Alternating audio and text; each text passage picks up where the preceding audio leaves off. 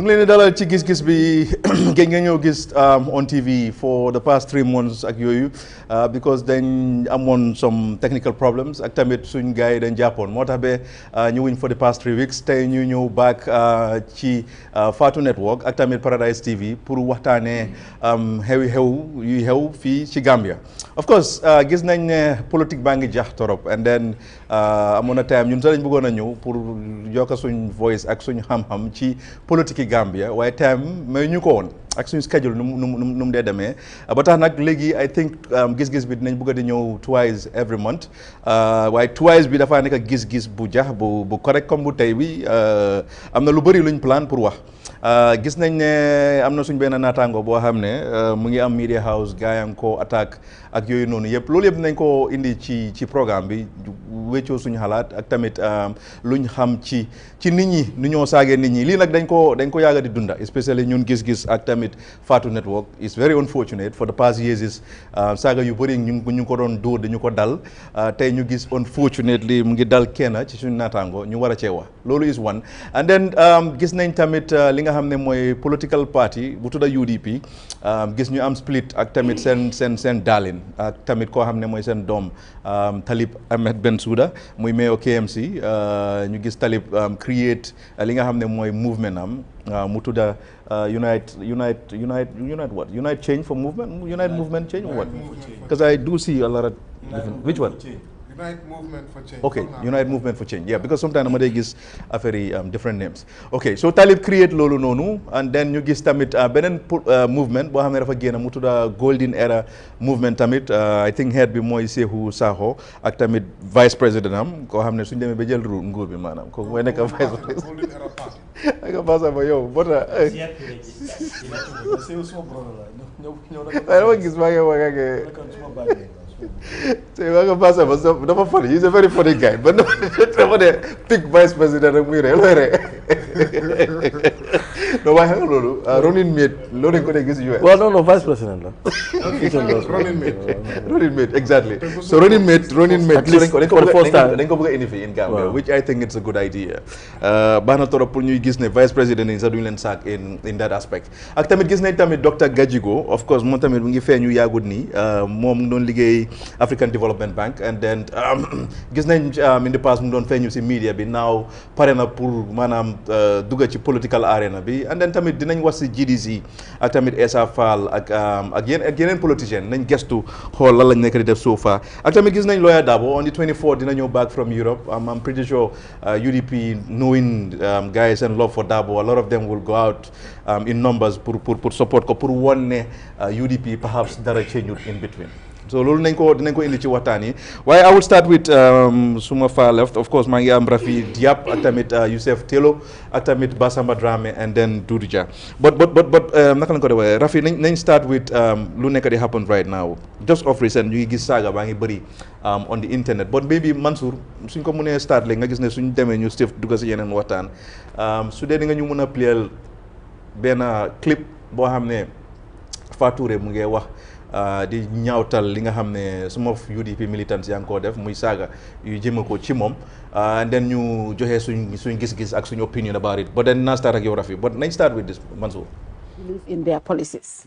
I don't believe in what they're doing and that is why I'm very very critical of this government and that resulted to my brand being called Kir UDP. Right? And that resulted for this government to strip me of over $15 million of signed contracts with all parastatals in this country. Nobody helped me with those contracts. I worked so hard.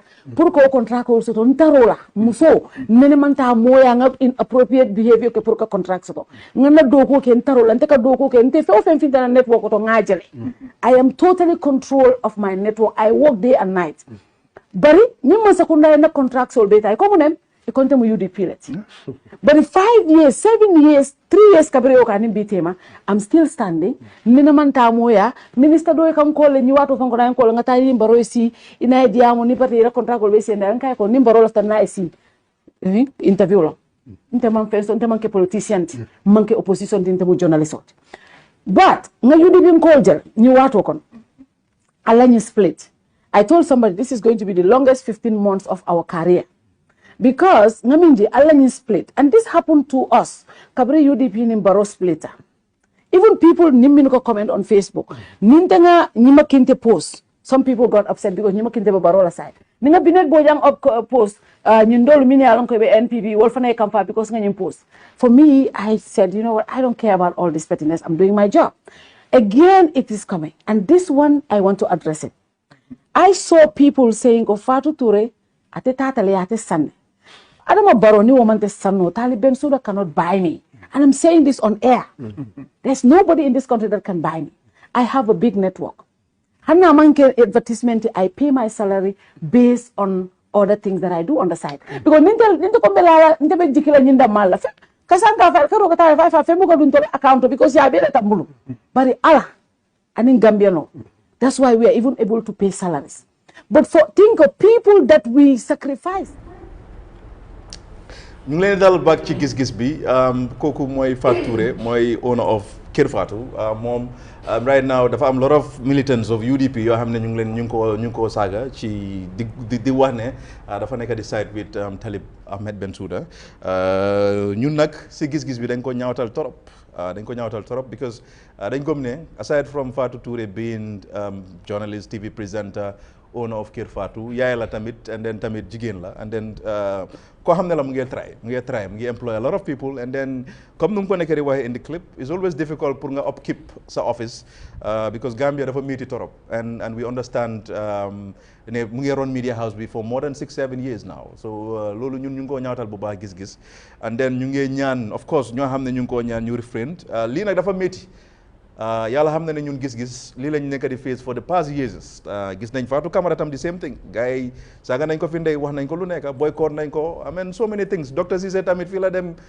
def coalition with Barrow ñu saaga ko ndey xam nga like lii is a problem boo xam ne I think is high time ñu fight ko and dafa need collective action du tey man I think dama dee gis online yenn activists yoo xam ne I'm really disappointed with a lot of them because gisoon naa ñu bëri ñu doon saaga Dr. Cissé sax bu mu nekkee America ak tamit Dr. Samate bu mu nekkee America gars yi di saaga Dr. Samate koo xam ne parent la am na i doom and then ñeneen ñu ngi ko doon support ñooñu noonu seen saaga yooyu noonu so buñ seet ne lii daf ñu feebu oo daf kii dañ ko xam rek ñu bugg a taxaw ak kooku noonu loolu is very wrong ñun meluñ noonu ñun nag dañ gëm ne lu jot Fatou Touré suñu sista la the same thing moo jotoon Fatou Camara and ñu bëri ñu ngi doon taacu di ko seetaan which is very very wrong boycott bi tamit yëpp fii happen na fi ñun every day suñ kër yi suñ fa demee suñ parents ñu ñëw wax ne ñu ngi laa saaga neexut kenn the only person that I see muy perhaps defend nit ñi or di wax nit ñi nañ refrain from saaga ñu nekk si diaspora in most cases mooy tukulóor si moom rek laa dee gis muy ne bu leen saaga but ñeneen da ngaa gis ñuy ne saaga leen but Rafi balaa maa ñëw si yow Dudu let's start with you on the right side pour nga wax ñu sa opinion on the fact ne Gambia media bi fu mu nekk nii dafa split in a way politics bi dafa divide media houses yi politique bi dem na to a level boo xam ne nit ñi dañ laa xool saaga sa parents saaga sa yaay dañ dee dem personal on you ñeneen ñi sax dañoo jël ay pictures gis nañ bu MC Cham ak tamit sister bu nekk foofu noonu MC naka nene the two of them ñu ngi def benn AI video you know a lot of things yoo xam ne ñu ngi happen which is very very wrong and ñun likuñ loolu dañ ko dislike I mean action bi is very bad lan mooy sa opinion on that Doudou Dia jërëjëf Abdou di nuyu suma naataango yi di am mbégte ak kontaante ne gis-gis ñëwaat na li nga laajte loo am solo la media nañ nangu ne comme nuñ ko jaglelee ne mooy di fourth estate dafa bokka ci lu mën a tabax réew dafa bokka ci loo xam ne mooy nit ñi ñuy mën a jot xibaar di xam luy dox ak luy wër soo ñëwee nag ci wàllu politique ñaara am koo xam ne am na fu mu far ak koom ne yoonam nekku ci ñi far tam ñaar la am na ñu fesal seen bos wone ko fan lañ bokka ba nit ñi gis ko si ñoom am na ñoo xam ne dañ ko def ci anam boo xam ne xëy na suñ la ko waxut dina jafe pour nga xam fan lañ bokka waaye bu mu ci mun a ne nit ki am na right mu parparloo ne diw laa àndal saaga nag moom amut fenn fu mu xëcc saaga dañ ko war a ñaawlu dañ ko war a xeex hate speech si la bokka bullying si la bokka maanaam di gaaral ay kàddu yu ñaaw di ko jaglal ci nit di jéem a doyadil nit ki nga ko tuutil loolu lu bon la dañ koo ñaawli kenn perfect nag ku nekk dina mun a am ay juumte ba son jaar yi ñoo am waaye politique ñeneen ñi dañ ko jël teg ko sax si kaw diine tey am na ñoom ne di nga wax seen waajur sax duñ la tontu waaye ki jiite seen parti seen jiiti parti koo ci wax pare nañ pour dem woo pare nañ pour reyanteeg yow lu nekk ñu wax la ko du faatu rek ñu bari jaar nañ ci man suma boppa jaar naa ci amoon na jamono loo wax ñu ne la Dudu Jah ma génna ne président Adama Barrow la support amul kaddu yu ma déggut intoon soo faree ak ñoom yow ku baax nga waaye ñoom li ñoo oote soo si bokku dañ laa lebel ku bon léegi-léegi ma dem toog ci media bi ñu laaj ma yi fi UDP ma wax ci di nga gis gaay di binda ne man dama hate Lawyer Darboe so man gisuma dara loo xam ne lu dox suma diggante moom ba war a isi mbañeel wala leneen te ñoom mi coow yëpp man fu ma taseeg Lawyer Darboe jox naa ko cër nit la ku ibeeku ku yaatu te xam naa ne su dara du dara sax man su ma demoon pour bokka ñoom mi nekk di coow man la moo wax ne kaay toog fii because xam na li ma mun a def ak loo xam ne naa ko njëriñ politically ak parti bi ci boppam soo ñeena ñi li ma dee gën a métti rek soo waxee dañ tuddee seen boppa Facebook warriors foog naa gaa dañ war a dem seeti definition lan mooy Facebook warrior parce que Facebook warrior du nga nekk ci social media bi di saaga nit ñi di leen caricature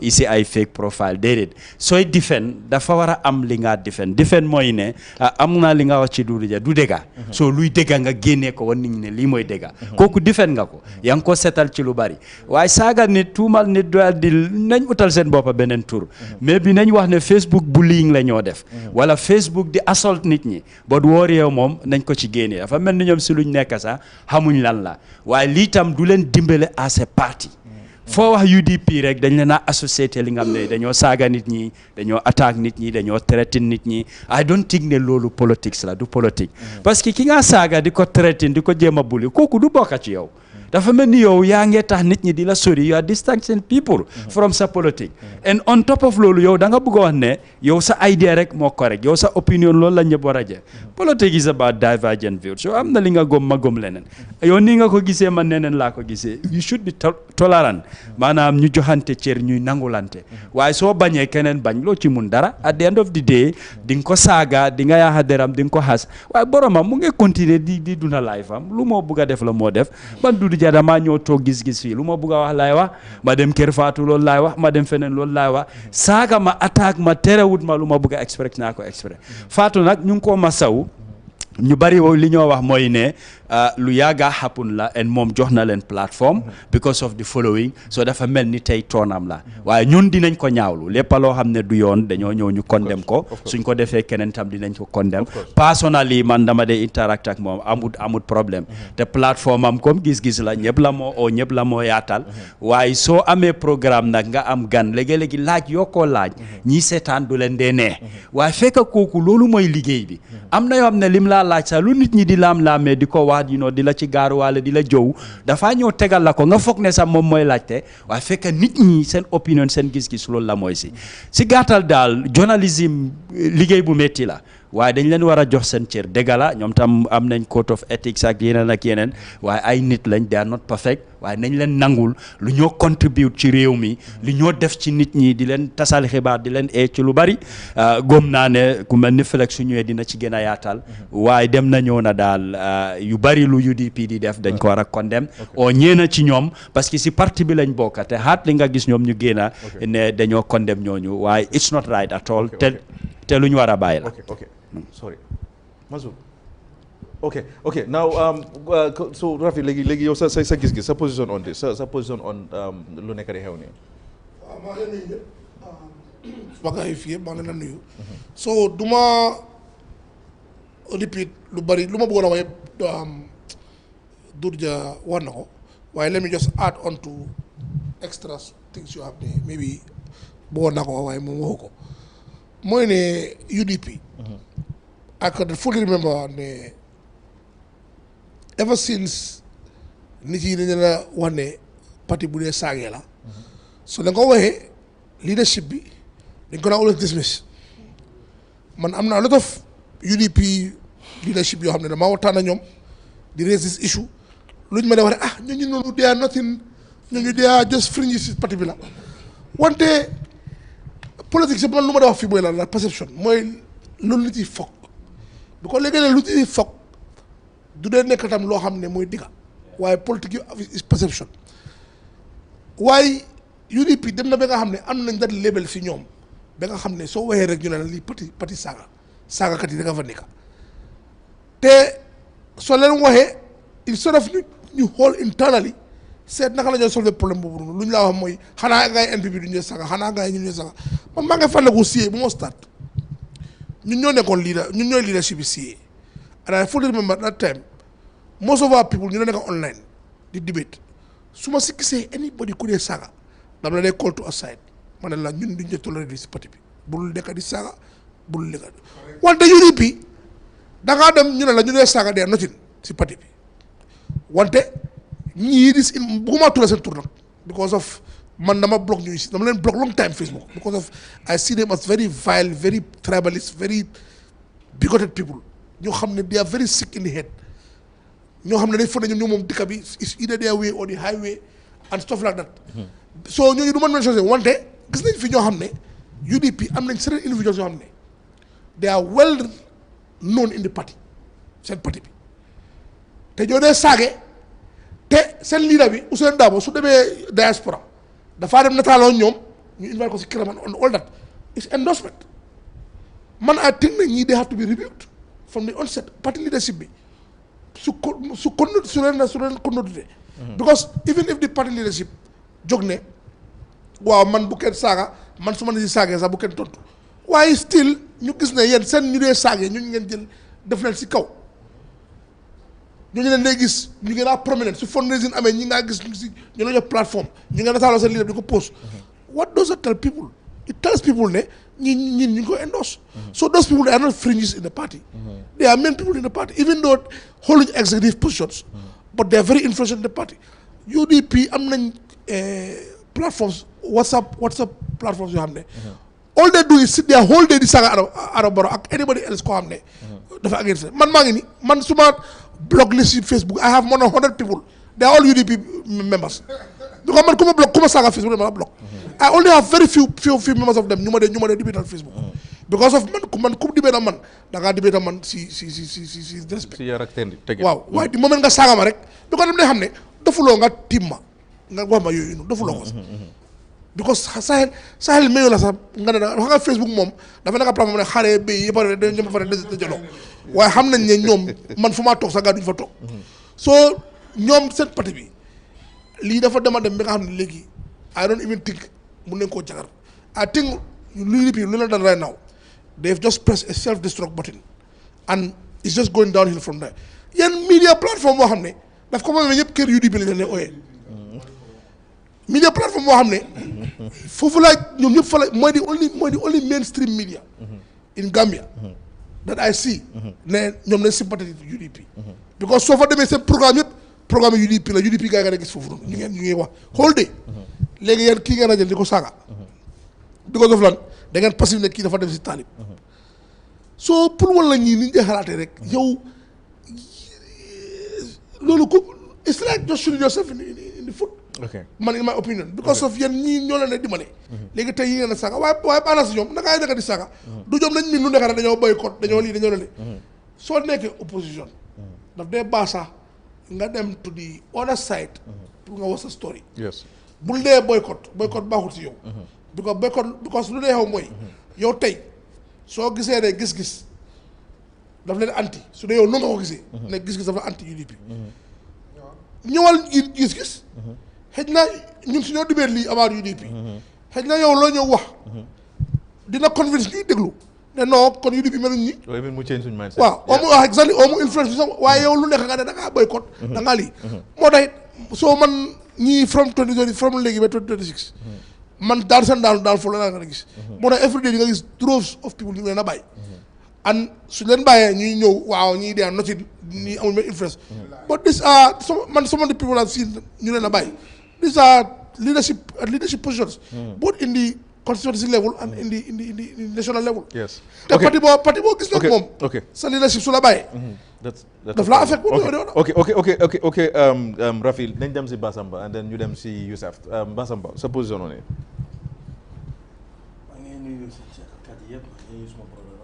waaye mer na tuuti Youssouf yes Doudou season politique lañ nekka season politique di nga déggal lu nekka man gis naa oncle Ousseyn Dabo ñëw na many times muy wax gaay mi ñu bàyyi di saaga te wax na gaay ne luñ ku saaga jógeewut si moom te many times condemn na gaay waaw supporter rek la rek ñun dañ fi dee toog Manchester ñu ngi play ñu ngi saagandee players yi because suma team la we are not doing well ñu nekk di saaga dañuy saaga fekk ñoom ñu xam nga waaw so xam nga so da nga gis ne supporter daal moom daf dee dem to the extreme just to please those that they are following so dëgg la wato suñ sista la saaga bi rafetut warta am te ñëw na mu xam nga mu ñëw wone ko wax ko but si media bi moom man ñu yaaga nañ si saaga bi moom tam is just started suma sista ne be strong because suma sista bu baax la be strong saaga yi moom kay si sinam lañ nekka and they're not gonna stop whoever is going to come after you foog ne yaa ngi support xam nga reality bi dañ ko war a we need to talk about reality man I don't know ndax taalib sax dañ ko saaga ndax saaguñ ko in this case xaw ma saaga nañ ko so xam nga moom he knows that he like I said he needs to have a thick skin because saaga startangut because the thing is we're not in fact aganguñ foofu noonu waaw but the thing is like season it politique lañ nekka dañoo déggal lu ëppal yi ñun amul luñ déggul luñ dégga moo tax ñu nga war a bàyyi wala nga war a kenn du fi toog kenn du fi toog because at some point sax man dama dee foog ne sax people think that we're taking a lot of money that's why we're here because at the end of the day what we get from here is man am na time boo xam ne when we were predicting last election ma realized ne waaw man am a political strategies xam naa ne Barrow mooy win when I was aligning towards that am na luñ ma waxut su ma gis nga su ma séenee day moo tax dama day seen mu seetaan su ma seetaanee temps boobu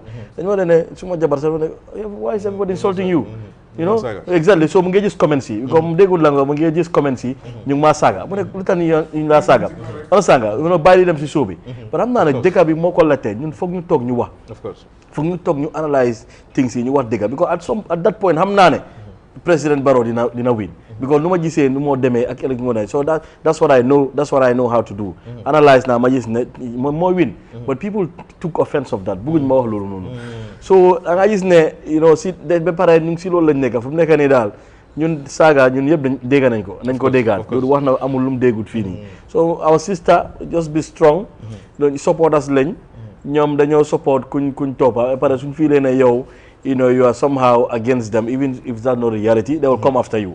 And coming after you will not stop from here. So just be strong. At some point, so one time that you feel bad about it, they in fact, they leverage on that. Wow, yeah. So then I say, yo, so you have to have a thick skin. Because tam so ñu sa media, am na loo wax dañ ko wax nit ñi bëgguñ koo dégga. Of course. Because at the end of the day, you are on the media, you talk about people. You talk about issues. So when people also talk about you, have a thick skin.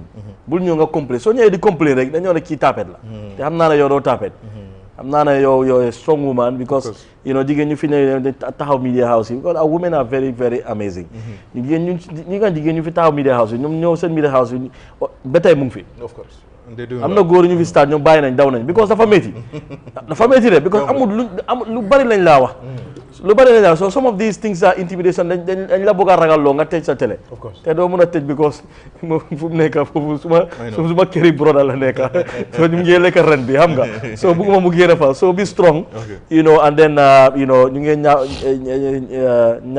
naka la sax nga suma olof bi ñaawtal affaire bi and then we empathize with you and then but be strong and then don't let people get the better of you. Just be strong. Okay, Basamba. Yusuf, and then Yusuf to do the topic. Some brothers. It's so good to be back on Giss Giss. It's been too long. Yeah, of course. Man sa jëloon naa time out waaye dama ne dafa mel ni time out bi dafa xaw a coincide the time boo xam ne amul woon Giss Giss. I know. But on the issue of the man lu ma ko gisee mooy lii hate speech la. Some of it is borderline hate speech.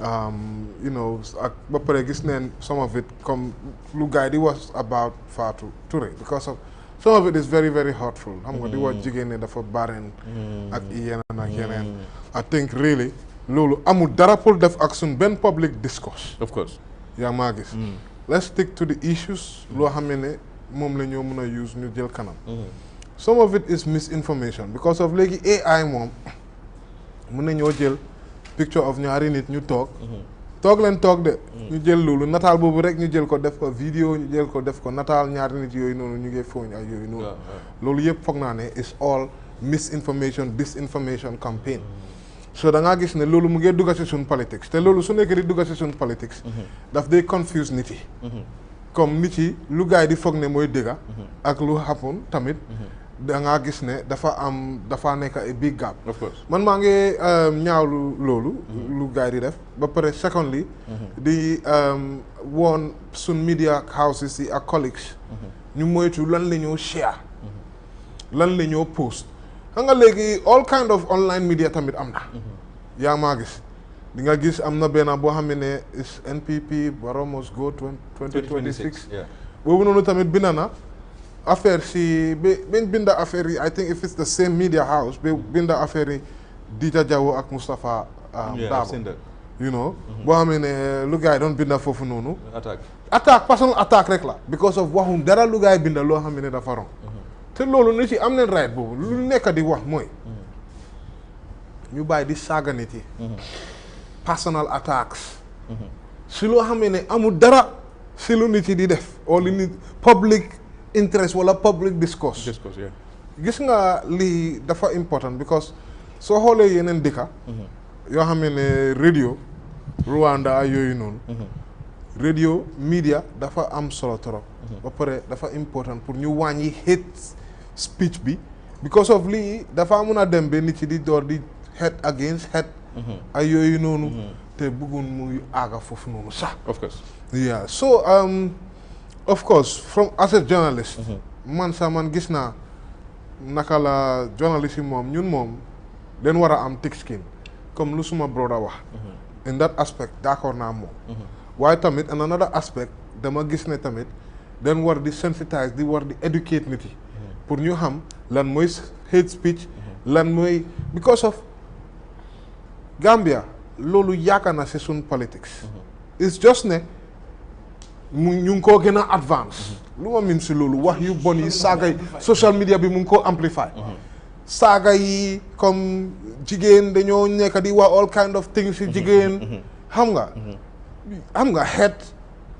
xeeti nit ki and all those things loolu yëpp dañ ko dee wax you know and they say all these kind of things and I think really we need to put a stop to it because of su dul loolu suñ politics bi dafa nekk at a very low level of course ñu bari ñoo xamee ne am neen something to offer dañoo avoid suñ politics because of ñoom bëgguñoo dugal si yëfi mediocrity boobu noonu so loolu moo nekk ñan façon yi nit rek la ñoo attract si suñ politics bi of course you know so I think really media bi am nañ liggéey bu bari pour def pour bañ a fan ñi seen hatred ba pare public bi tamit seen boppa sax den leen need pour sensitize boo xam ne suñ gisee yenn yi dinañ mun a identify ni xam ne lii AI la lii du benn dëgga you know and all those things really there's a lot am nañ liggéey bu bari pour def fii ba balaa 2026 ok so fu mu nekk nii dañoo switch ñun gis-gis bi moom ñaawtal nañ action si ak insult si from some militants of UDP and hopefully yii yëpp dina jee at some point insha allah we hope ne loolu dina am because lii moom ñun ñëpp a ko fees waaye tamit again as media personnel dañoo yaakaar oo di expect yi muy happen su happenee tamit ñu di bonko and then wax si suñ xalaat ak yooyu noonu loolu rek lañ si mun pour temperature bi mun a dem down loolu mooy suñ taxawaay ci lii gis-gis nag macha allah now Dudu nañ ñëw on the side of the emergence of unite movement for change maa ngi gis Talib Bensouda mu ngi ñëwoon with UDP pour mayoral bi because in most cases soo xoolee argument bi mooy on the side of UDP dañ dee wax ne Talib dafa use UDP as a platform pour get to the stage of being a mayor for KMC. At some point, so ko hole ñu la no UDP right ñom ñoo indi Talib introduce ko, but Talib on the other side dafa liggéey or dafa def dara loo xam ne biir KMC even without UDP seen hand mun na am re-election as in mun nañ ko moo tax ba mu win second time am. Now Dudu na nga jàngatee the fact ne during the primaries dañ gis Mayor Talib Ahmed Bensouda mu dem ba the last minute dugal application and then from there mu génna and then pull out form on movement am yow sa jàngat ci loolu is it ne lii Talib daf ko yàgga plan based on sa observation as a politician of course ne dafa yàgga plan ne dafa am option B suñ ko taxawlu 2026 dafa move to something else which is option B buñ gis nii right now mooy Unite Movement for Change bi moom kañ dafa bàyyi balaa ñu ko taxawal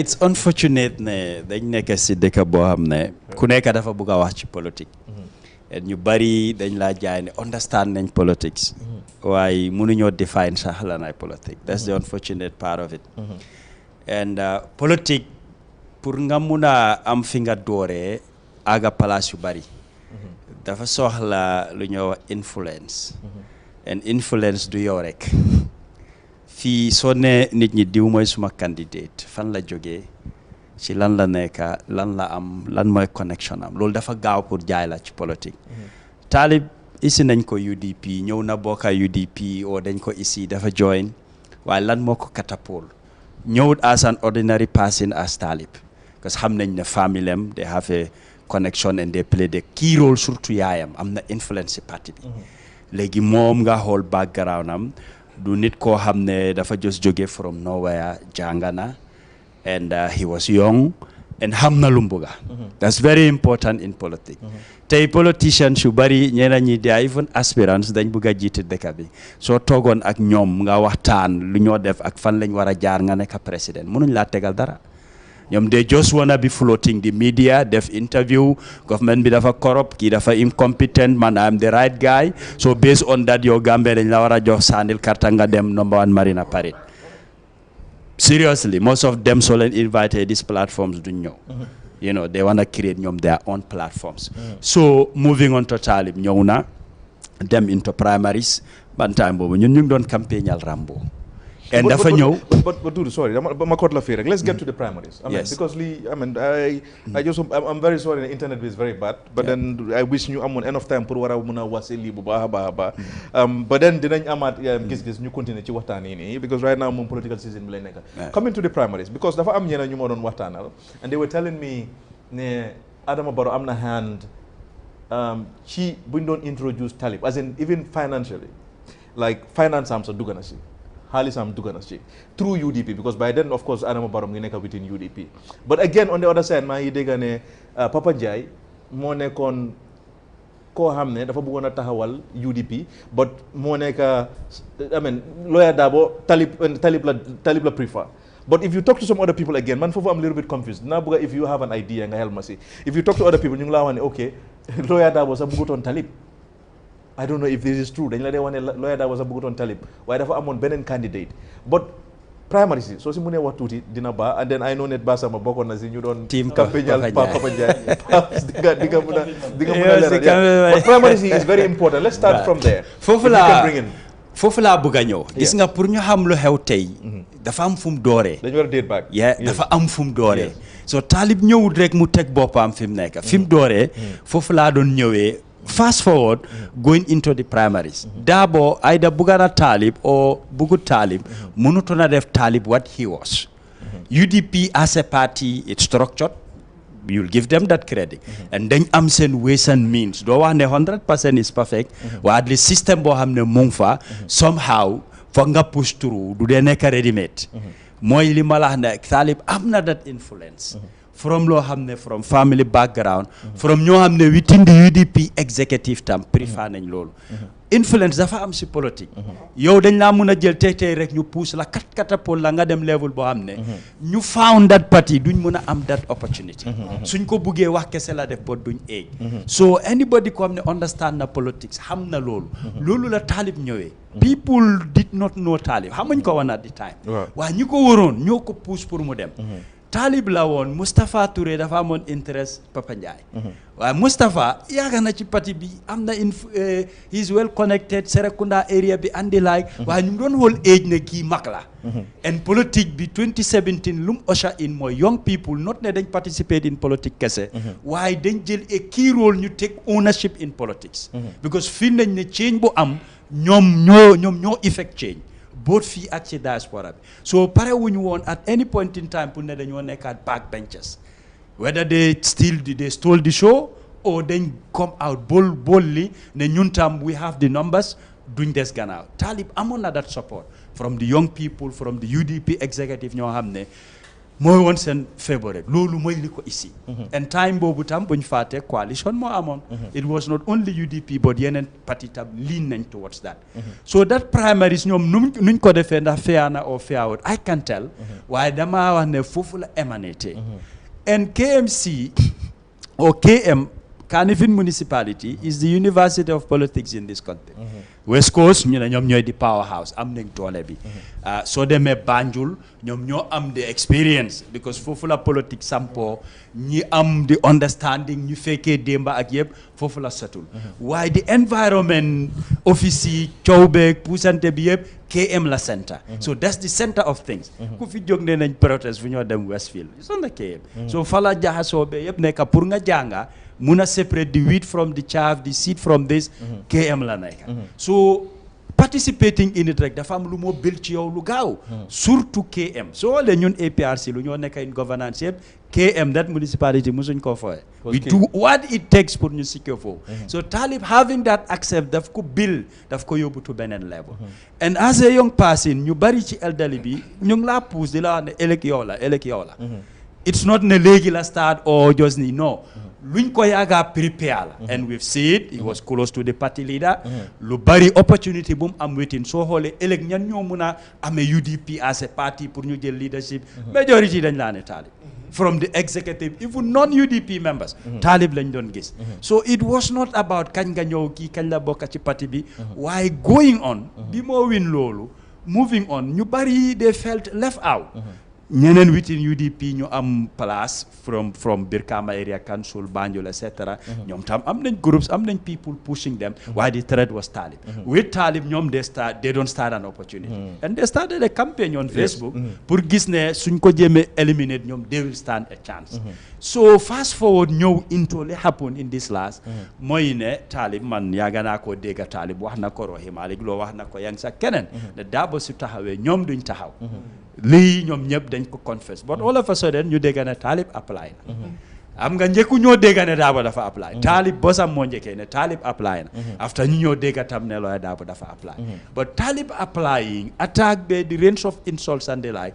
man it left me questioning the name of the party itself what it stand for United Democratic Party démocratie dafa wone ne nit ñi bàyyi leen ñoom ñooy tànn majority luñ bëgg loolu moom moo war a am so everybody had the right to contest and it was not Talib about 11 ñu apply Talib was the one single out so dafa mel ni he posed to be a threat in the party and feel nañ ne suñ ko génnewut ñun nuñ bëgg a pousser parti bi mu dem Talib is an obstacle. Okay, now Dudu dinañ spend 2 hours on this program pour ñu jël suñ time ñu mun a break down everything now there is a saying, there was an agreement, perhaps Lee was just a verbal one, between Talib and lawyer Darboe.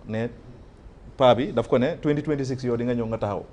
It was an agreement. Now, the other one mooy ndax Talib su dee if loolu amul ndax Talib tam one of mindset am because Talib is very smart in a way because I could remember ñun ñoo ko njëkk a am gis-gis time boobu or perhaps one of the platforms yu ko am mooy time mu doon def rafi num tudda Gamsense mooy daf doon lifin affaire waste management ak yooyu I could remember topic bi was on waste management time maa ngi GRTS ñu am Talib mu ñëw so mu doon use loolu as a platform and then after mu dem further to mayoral ak yooyu noonu to this stage now but now Talib tam at some point nekkutoon di use UDP as a ladder pour mu get to this stage because tamit on the other side na nekkuñ di gis UDP ñu ragal lu happen between ñoom ak Adama Barrow ne Adama Barrow daf leen betray loolu moo tax now ñuy go after Talib dama bëgg nga analyse on all these points waaw ñaari and then we'll go to Rafi and all of them ñaari yëpp am na Talib used na UDP pour mu climb the ladder. To get to the stage. Yeah, c'est but in return, yeah. Talib na yow mu nga based on luñ gis so far with fundraising and events yu mu doon def am na lum delloo of course you party bi is that the case too? Yeah, both. Jël na waay delloo na. No, both. Okay. Because c'est parti bi la bokk. So use parti bi pour climb ladder bi lu mooy use. Of course. You part of that same system, that same entity, the same institution. You don't go outside. Foofu nga mun a jaar nga aga fi nga aga. The thing mooy soo demee ba feel na ok léegi tey ñu rof la buloo. You have no option da ngaa rocceeku. Loolu moo fa nekk waaye ne loolu la foofu la war a use. Man tey lu ma bëgg a am politically ma bokk APRC I will use the party. Mënuma nekk APRC ma ne damaa dem use UDP pour ma am lu ma bëgg a am. Loolu ñi ko jëm a criticize sa make good sense loolu moo am. But he has giving back. Spend na xaalis du moom ak ñeneen. He did a lot for the party man bokkuma UDP but I know. And man Talib dëgg la I am close to Talib waaye waxut ma directly yu bari man su ma toog ak Talib we hardly discuss politics. léegi politics su ñuy def de mun a am ay questions mu laaj ma I give him my honest opinion. Man soo ma laajut su ma yoon nekk si but if you ask me I just give you fact. Because bugguma ëllëg nga ne du lija lii la ma wax and it was not an honest opinion. And am naa the opportunity loo xam ne ñu bari dañ am yaakaar ci man politically I interact with them. ci diaspora bi Gambia fii people in government ay diplomats ñoo xam ne even in other countries dama dee dem taseeg ñoom ñu ne ma seetaan naa programme bi on media dama la dee follow ñu ekkati discussions yoo xam ne sax I become surprised. And dañ ma dee jox issues luy happen ci dëkk bi fii facts yoo xam ne ok ma cuuñ foofu rek ma dellu ci Talib. Being a flag bearer in Gambia it makes most of them to make a lot of money. loo xam ne people within the party duñ ko dee xam. So business la de. Man I learned that from ay diplomats. Business mun naa nekk business or something. Business ñoo xam ne they are making millions out of it. Though some of them so leen approché dinañ ko deny but man listal nañ ma ay political party Gambia fii. You want my evidences of xaalis suñ leen jox and the like. So most of those people will never leave that flag bearership. Okay, but do this argument boobu noonu in that case for example someone like Halifa Sallah is someone koo xam ne soxlawut xaalis bëggut xaalis ak yooyu noonu so we put Halifa ne moom dafa nekk koo xam ne he is very loyal dafa patriot.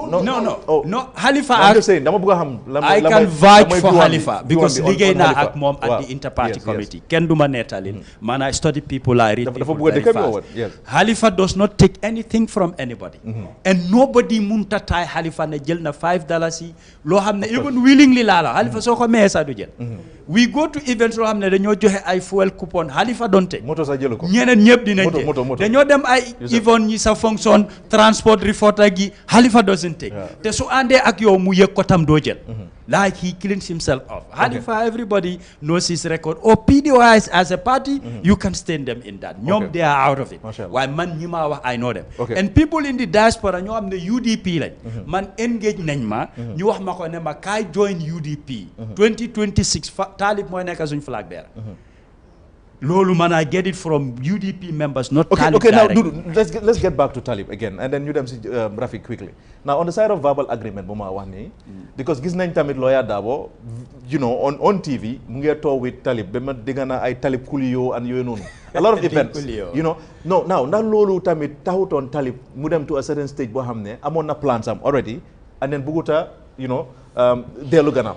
And loolu moo indi of course creation of movement. He was being prepared to succeed Lawyer Darboe. Not ne parti bi loolu mooy seen taxawaay but people within the party they were pushing that. Rohim Malik Lo wax na ko in one of the programs am ne mang fa woon mu ne moom dem na to the party leader engage ko put ay questions about Talib yi moo def ak yooyu party leader bi wane ne ñoom ñoo ko de yoon yi mu ne moom foofu la give up so moo tax mu ne moom du buleem Talib dafa am lu mbuga he's going for it she's not going to blame Talib so ñeneen ñi because Rohim is honest enough mu ñëw wax ne lii mooy dox and others will not come to the media man they told me personally I relate with them am na ñoo xam ne musuma leen a gis turu téléphone lañ maa call di waxtaan ak man they are in different countries si diaspora bi Europe America and the like and they give me these facts one money Talib la gaay di prepare pour isi ko 2026 Talib du toog rek mu dem ne dafa am but sa opinion la bëgg based on sa observation lan nga gis as in sa position la bëgg fii da nga gis ne Lawyer Darboe moo betray Talib wala Talib moo yàkkamti and then we'll go to the Rafi man loolu mooy sama position. Well I will not call it betray waaye li ma wax mooy hope moo fa nekkoon am nga nit ki su amee hope dara ne lii mun naa possible not directly from Talib ma ngi laa ne people within UDP ñoo doon push loolu so Darboe right am la ne still moom he wants to be the flag bearer du ma wax ne Talib dafa yaakamte he has walked through the ranks ku serve as mayor for two terms people will argue liggéey naa liggéeyut that is not the argument the argument mooy you being into office lan nga effect man APRC la and KM la dëkka ni meloon ñun suñ time ak léegi there is a difference dëgga la ñun luñ isi in development lu bari compared to before doo mun a compare ak Talib lu mu gisi ñun suñ time the government was supporting like marché Serekunda government ñoo ko bil turu Yaya Jammeh yéena roads ak yu bari but moom being the mayor on the side of opposition government is not giving all that support su fekkoon ne nekkoon na mayor and Patem moo nekkoon in government they will see more than lu ñoo gis in KM we need to be honest loolu mooy the actual fact and duma wax ne dafa yaakamti he's been there for far too long and politique yow da nga am genn wàlla but nit ñi ñoo moom beneen genn wàlla bi when people push you you can say no will damage your political career foog nga ride along because moom kenn rek du am fit mi du ñemeñ ne maa ngi nii oo mu push for dara but people within even the leadership ñeena ñi si push bi lañ bokka waaye duñ feeñ because soo feeñalee sa boppa they might label you as an enemy or you are going against the principles of the party comme ñeena ñi nuñ ko define Talib yaakamtewut and man du ma wax ne Lawyer Darboe dafa betray Talib ku nekk mu ngi push the interest the principle of UDP mooy ne non Darboe dafa sacrifice dafa daj lu bari Gambia dafa soona and he deserve the leadership of this country so kenn waru ko xëccoo moom principle boobu ma fa teg nobody should push and pull with that daat bi dafa am ñaan nag daat bi ñaan masha Allah la am ñaan dëgg da nga bëgg a wax dara ok go ahead balaa ñu dem si daat bi dafa am ñaan the same point bi la ma ñëw ñaan dëgg la ñoom ñaar same point lañ nekk so xaaral man ma ñëw Rafi no xaaral ma pass ko Rafi mu ngi pare maa ngi nii no waxal Rafi mu ngi pare no ba mu rek waaw mu ngi pare Rafi sa position on split between Talib and kii naka Lawyer Darboe ak parti bi itself ok xam nga man moom ñu bëri dañuy foto sax man maa Talib ñoo bëggoon dee bàyyi waaye xamuñu sax ne Talib yi c'est Morican descent man am Lebanese descent it's not the same kii non African la kële man maa ngi jógee Middle East so it's totally different waaye Talib dafa nekk koo xam ne man moo tax ma dugg politics because Talib xamoon naa ko siis bu nekk xale because suma xariti raka la jibu gaa yi bëggoon school kan jibu bala gay waaw ok so xamoon naa ko nii rek waaye mu close mu woon ak moom waaye Gambia Has Direct moo gën a tax ma close ak Talib because Gambia Has Direct Talib founding member la comme man ni ma mel founding member so loolu moo tax ñu nekk together ma gën koo xam politically su wante tamit bu impasse bi jeexee dañ still maintenir suñu chat groupe bi so si chat groupe bi nag dañ fa nekk di coow di complain di ka bi demoon nii di ka bi demoon soo benn de Talib koo na ma private conversation bu ne ma Rafi foogoon na man maa yow ñu dem into politics ma ne ko politics ma ne ko non booy ma ne ko man businessman la man daara ma ko foogoon ma ne ko waaye xam nga ne ñun coow bu ñoo coow nii yëpp suñ nekkoon si biir dara du mën a dox duñ mën a effect any change ma ne ko loolu dëgg la de mu ne ma anyway man I wanna go to politics ma ne ko ok ma ne ko man maa laa promise soo jëlee décision bi da ngaa bëgg a politique man lu ma la mën a support I will support you because I believe in you te believe naa ne yow sa intention mooy to really change the country man ma ok soo ñu demoon dem même bu door campagne am bi mu dooree ko Gamsens soo xoolee li mu ko dooree Talib is very strategic because politician foog nga am stratégie Gamsens lan la ko def mooy dafa xool KMC mu gis ne KMC powerhouse bi yëpp lan la mars jigéen ñi lañ jigéen politique yi KMC jigéen yaa ko amee yaa jame fu la daa winee si jigéen yi te jigéen yi fu ñu gën a am doole mooy jigéen yi marché yi yaay compagnie su noonu la doole Gamsens bi pour mun a am connexion ak jigéen yi mooy tur lan cleaning exercise su cleaning exercise yi fu mu ko dooree mooy si marché yi Talib fu la dooree ñi kaa dooree di am connexion ak jigéen yi KMC ñu dema dem ba selection process bi ñëw obviously Talib yaayam daf ko jàppale te loolu is very normal man su ma doom it su ma demee ba nekk position moo xam ne su ma doom yi dañ bëgg a dara dama leen a jàppale loolu la any good parent di am te taalib yaayam ñëpp xam nañ ñi mu jàppale UDP in that time nga xam ne kenn du dee bëgg a sax associé sa bopp ak parti bi taalib yaayam ñëpp xamoon nañu UDP la jëlee la si lu nekk yaa jamee even defoon na yenn commission yoo xam ne sax ñu leen fay millions ci su rek pour dog seen tànka yi but they were still there supporting the party so bu doom bëggee taxaw yaayam jàppale ko and mu win bu mu winee mu taxaw élection mu win first term man bu mu winee first term nag man foofu laa pare because man nekkuma ñoo xam ne damaa support nit pour suñ winee ñu def ma si dara moo tax man taale bu mu toogee fa naa toog naa 2 years sax mosuma dem KFC first day ma dem KFC kan taal dafa tib Mr. After ñoo nga seet si ma because lan la fawti ama fa benn business te maa ngi fàlle wu taali balaa moo jël KFC sax KFC daf la laa liggéeyal time bu wóorul gars yi jox ma check bi di bounce ñaari yoon dama dem bank page bi ma dem cash check bi ñu ne ma check bi dafa bounce so man pour man KFC amul dara waaw soo bu maa jàppale taali man seetu ma sa ne yi suñ toogee dañ maa ne kansul bi amul xaalis so anyway ñu ne ma dem ba 2021 ma gis am na ñu bëri dañ wante man bokk naa si the biggest critics of UDP wante still Talib daf mën a jox business waaye ane nag man business moo def in Gambia du man doxa di bluff waaye may number one man suma billboard si dia here till ba up country so any politician bu bëgg a am a very effective billboard campaign you come to me te Rafi Diab dafa am two sides of me you have a politician Rafi Diab and you have a businessman so ñoom being UDP they know that if they want to have a effective campaign they have to come to me so noonu laa leen defalee seen campagne bi and I was I give them a very good deal they gave me $500,000 yi pour ma defal leen billboard campaign and I went all the way to the country te loolu mënoon naa ko emalee foo jëlee $500,000 dara si billboard waaye I went all the way to Basse pour le gars am coverage because man am businessman I have my ethics and everything so I don't know na yéen mun ngeen a remember 2021 lawyer Darboe dafa mosoon a def benn interview ñu ko laaj lan mooy the future of the party mu ne 2021 mooy nekk the transition period of UDP the old guards are gonna step down and give to the next generation pour ñu doon di prepare seen boppam for leadership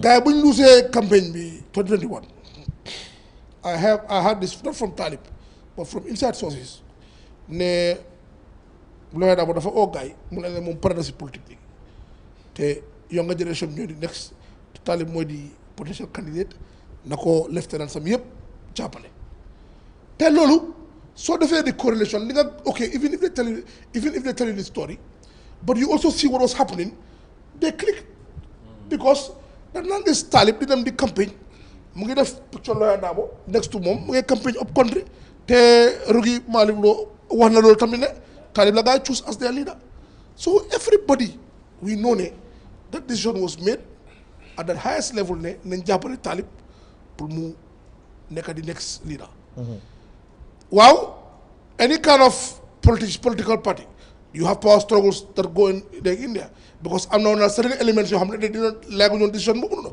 one like Sabally we saw it clearly ne Sabally noonu laag na decision ne Talib lañ jël jiital ko bu ñoom yangs ñëwee seen kam bi Brikama area council we also saw nañu seen kam bi laaguñ that decision ak fa la friction bi started. But Rafi, on the side of Yangs, I think there was a time you don't debate about this, and then I was saying this because Babacar Siddiq moom booy boobu moom mooy loolu kooku dafa bëgg a yam nit ñi xam nga man there was a time ñu ngi doon discuss loolu ñu ngi doon wax ne one of the reasons why gars ñu ngi push Talib away is because dañu bëgg a create a space for Yankuba Darboe 2031. waaw mooy lu ma wax nii is that the case? man lu la wax soo déglu lu ma wax.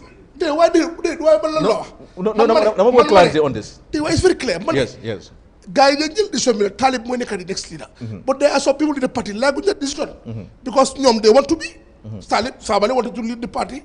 ñoom yaa stab dañ bëgg a lead party. Okay, go ahead. So obviously political party is normal. That's power struggle is normal in any political party. Of course. Since time it Julius Caesar. lii mooy démocratie mooy politique. ñun siyee sax dañ ko amoon nañ bu yàggut benn. That's normal. You push and pull, power struggle, but so they down, everybody come together and move forward. Okay. léegi ñu fast forward Spain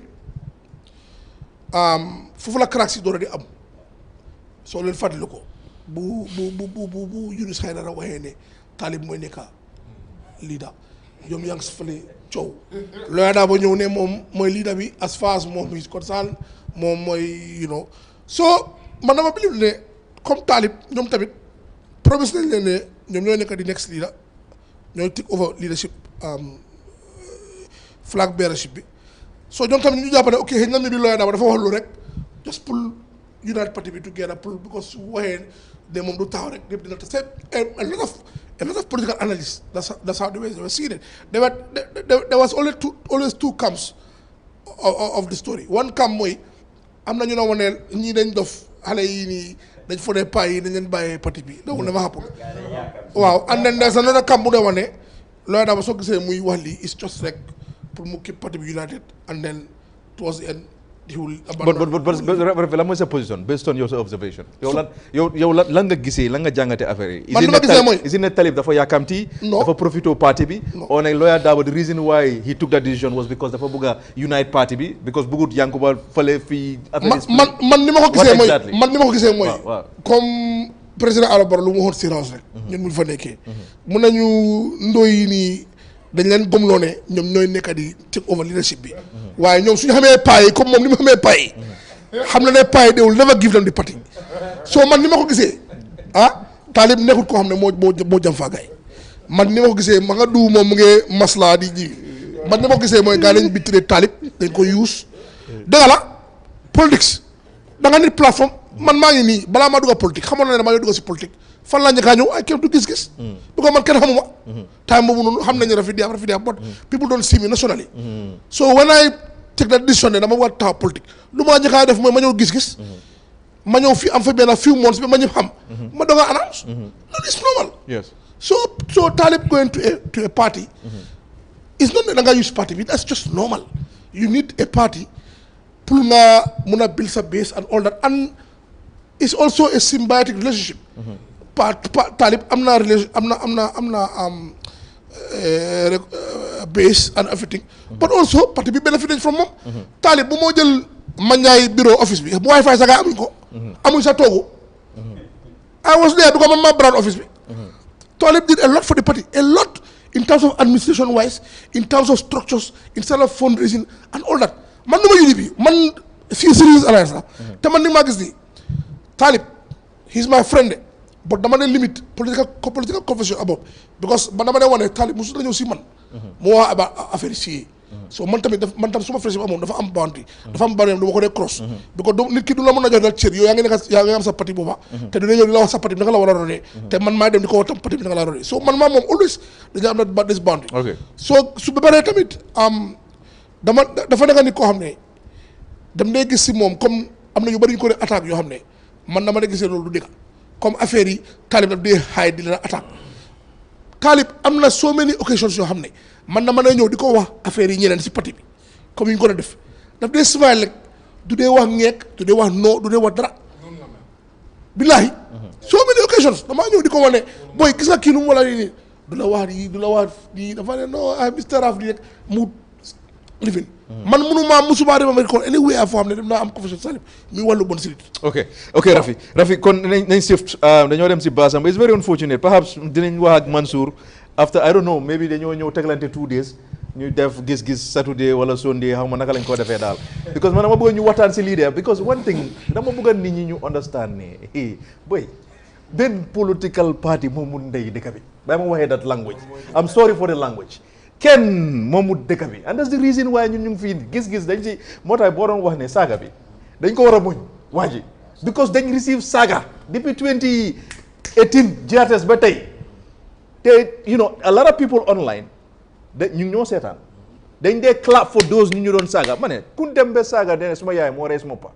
ma gis ay nit yoo xam ne ñu ngi online and they're very known ñu ngi share loolu and ñu ngi ko celebrate one of the reason why Sidik moom kooku booy boobu suma oytut dinaa génne bu ñaamee no I'm telling you moo tax dama gis mu no I'm just saying dama gis mu share no I'm just saying to certain extent pour woon la ne nit ñi nuñ extrême and this is someone koo xam ne da ngaa toog ak moom di smile ak moom next minute muy share ñuy ne sa yaay moo rey sa papa and then some people ñuy clap for ñum dof yooyu noonu ñoo xam ne ñoo dee saaga nit ñi online so I'm just saying ne saaga yi ñoo gis ni ñun dañ ko yaaga receive Fatou Camara daf ko yaaga receive ak Fatou Network and ñun ñu ngi ko ñaawtal but then du continue no Basamba continue ma toll la continue sa position on KMC calm down no because boy gars I know dañu dee bëgg a yëpp and it's just sad continue suma ndeysaan topic bi dafa xalaat complex we all have a personal relationship with Talib we also have personal relationship with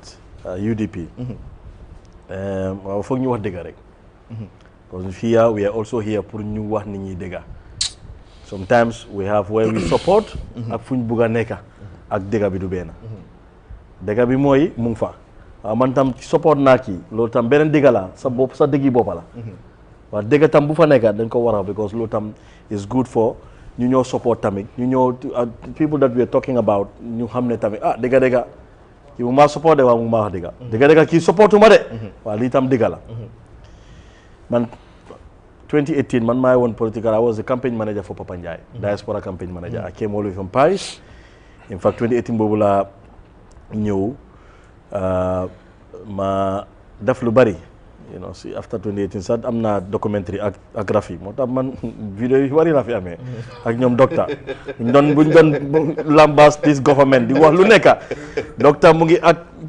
conference ak UDP boys yi ñoo UDP boys xale ñoo xam ne activiste lañ fa UDP amul luñ fa waxut Rafi wax na docteur wax na this waa léegi tey doctor is drinking water with the part so politique noonu la mel when it's nice non la maa wax rek is interest la so ku ma wax ne Talib topput interest am da ngeen na sabab wala ngeen Talib because interest la gis si lu mu bëgg a def because man at the moment I saw him I know he is a leader he is bound to lead this country and he wants to lead this country nobody can stop that the first time I met him I know that but the reality is that he needed a base he cannot just come and do it so at the time bu ñu doon daw pour nekk mayor Papa Njie ak Talib ñooy woon front runners du xam na yëpp waaw xam na ñoom Touré ñu ngi fa woon ñoo xam ne yàgg nañ UDP waaye da ngaa gis ne ñun bu ñu demee ba réalise ne ñu fa nekk yëpp ñu war a vote Talib lañ bëgg a votal ñu réalise ne du fair mu ne Papa Njie ne ñu discuss nañ génn ñu withdraw bu ñu withdrawee ñu UDP ñu ne ñoom they have their own Tafaña su withdrawee dañ ñoo ko doon soppa ñu bëri UDP lañ su withdrawee affaire am la because dafa war a participer dafa fiil ne du fair moo withdraw so ñun mu nekk comme Talib ñu def ni what goes around comes around understand nga so ñu dem Talib mu dem ak yeneen yi Talib mu win dem nañ ba second round mais moo Touré ñoo des second round bi dem nañ négocier kii mu bàyyi mu dem non ñu ne dañoo vote ñu vote Talib win during primaries waaw 2018 te UDP ma xam ne dañ follow democratic process even though it was difficult waaw primaries UDP loolu is fundamental for them ok fast forward Talib am na base am na nit ñi bëgg nañ ko am na ñoo xam ne liggéey na am ñoo xam ne liggéeyut loolu it's of course opinion la debate of its own la loolu for another day la but we talking about this particular issue then over time everybody in UDP koo xam ne amoon na place dañ la doon wax ne mun ngaa lead UDP lu Talib rek wax nañ ko Yankuba taxaw na fi mun a Barrow soo fi génnee man maay nekk président understand nga wax na ko fi buur jàmm waaw recently waaw ono wax na ko non about 1 year ago yàgg na di ko Talib kañ la feeñu yàggut understand nga waaw so dañ dem na ba non dina nekk président non Talib kañ la feeñu dafa bëgg a doon président yàggut lu mu doon def yëpp on the ground la si suuf la lu mu doon def yëpp base bu mu doon ut on the ground la musta ñëw mu génna because UDP as long as ñëwuloo nga génna nga ne da ngaa jël seen leadership kenn du la attaque du ñoo complet UDP amul support bu ñu joxut Talib nañoo waxante digga de support la UDP saaga nañ ku nekk because of Talib UDP saaga nañ ku nekk because of Morohi Malick Lowe UDP saaga nañ ku nekk because of Yankuba so UDP they were loyal to Talib from day one ñun ñëpp xam nañ loolu waaw ñu ne jox nañ ko every support but from day one my question is when it comes to militancy are they more loyal to the party than individuals they within the party because when you look at it moo tax ma ne lawyer Darboe daat bi dafa am ñaan and man ñaan boobu dama ko bëgg a am because ñaan la boo xam ne Basamba kenn du la laal si dëkk boobu te doo président de. head of a political party nga. opposition. right. kenn du ko laal within the party no matter what nag lu mu def. gis nga dee bu paa bi topp gis nga dee bu paa bi jóg. mu ne support leen Ansou ñëpp dañ ko toppa. that's how UDC is built. yeah but because moom nit ñi ñoo ko fa teg. understand nañ dem fast forward. now but get back to my question. waaw léegi your question waaw. what's my question. waaw because the fact that da nga ne UDP. waaw dañ dee defend Talib dañ dee defend because then Talib was UDP. no they defend everybody. yeah wax ma Talib rek. I'm not saying Talib alone. waaw but anybody. even Mamadou Sabally. waaw bu mu nekkee UDP dañ ko doon defend 100%. waaw mu dem NPP dañ ñu saaga ko. waaw Dr. Cissé dafa def coalition with government ñu saaga ko. but that's the reality of our politics. No, I'm just saying. Yeah. Su doon with UDP la dañ ko defend. Of course. Now I'm saying. Yeah. The militancy of UDP are they more loyal to the party? Or individuals? No, they are more loyal to the party. Let me tell you one thing. You see, the reality. That's the reality. The UDP. Sabali bu mu fa nekkee. ñun luñ people were other people luñ doon gis ñu doon support Barrow. du ko doon saaga noonu sax. UDP dañ ko defend with their life. bu mu fa génne lan amut saaga bu mu déggut. ndax dafa toog fii di toog di xëccoo ak ñoom dafa continuer mu def liggéeyam moom dafa gom dara mu ne loolu la toppa. amuñ luñ saagut Sabali. Sabali amuñ ñoo xam ne ñoo ko day jox dépense te fen la. because that's how the party is built. Talib cannot be an exception. Malik Law cannot be an exception. Even Yankuba, they will make an exception. Party will not build. So that's how the party is built. Nobody. No, I'm not saying that, but nobody can be an exception. No. Nobody can be an exception. When you are in the party, dara ñu wax ne ñoo doon jox Sabally ha dépasse mu ne loolu fen la. foofu man wan nañ ma ay evidence. loolu moom am na loolu du Sabally rek. keneen ak keneen. moom tam dañoo fa effort. ma ñëw UDP when they support you. even diaspora bi dañoo contribute and they take care of your affairs. du fen de. waaw am na ñoo xam ne defuñ ko ne def nañ ko. loolu laa wax.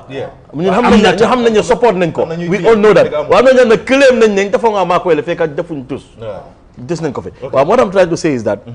ok dañ dem primaries.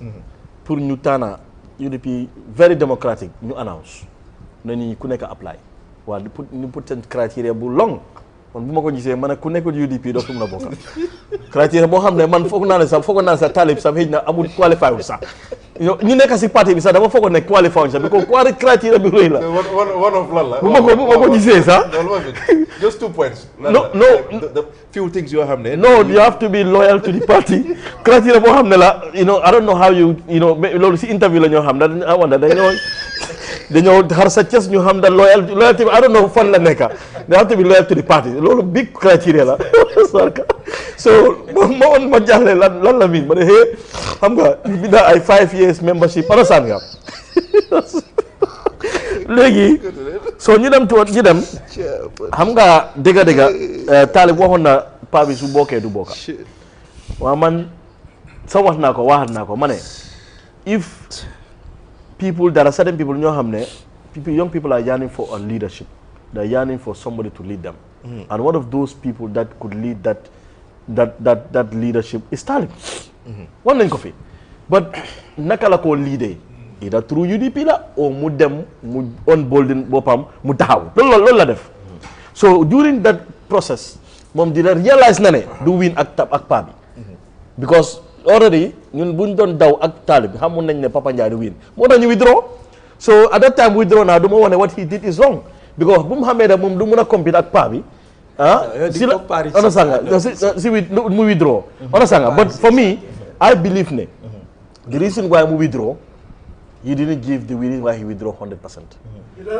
joxu di reason bu mu xam moo tax mu withdraw 100%. waaw based on what no man what I thought he should have done he should have continued understand nga mu xaar ba ñu xam ne affaire bi fairwut UDP ku ko support nañ dañ ko support si dëgg because process bi fairwut for instance su dee understand nga but soo withdraw you are now saying ne ok dama withdraw for what na dama withdraw pour paa bi because paa bi laay toppa So withdraw we believe ne da nga top party after so party su winné wa so withdraw after nga form sa party ni dañoo xam dañoo wax ne yow da nga yaga plan li dafa deliberate so nit ñi lolu motax muy am attaque bi ni so for me that's bold enough for him to do that am nga iduru yow indi nga sa point I'm bringing Talib is a brother Talib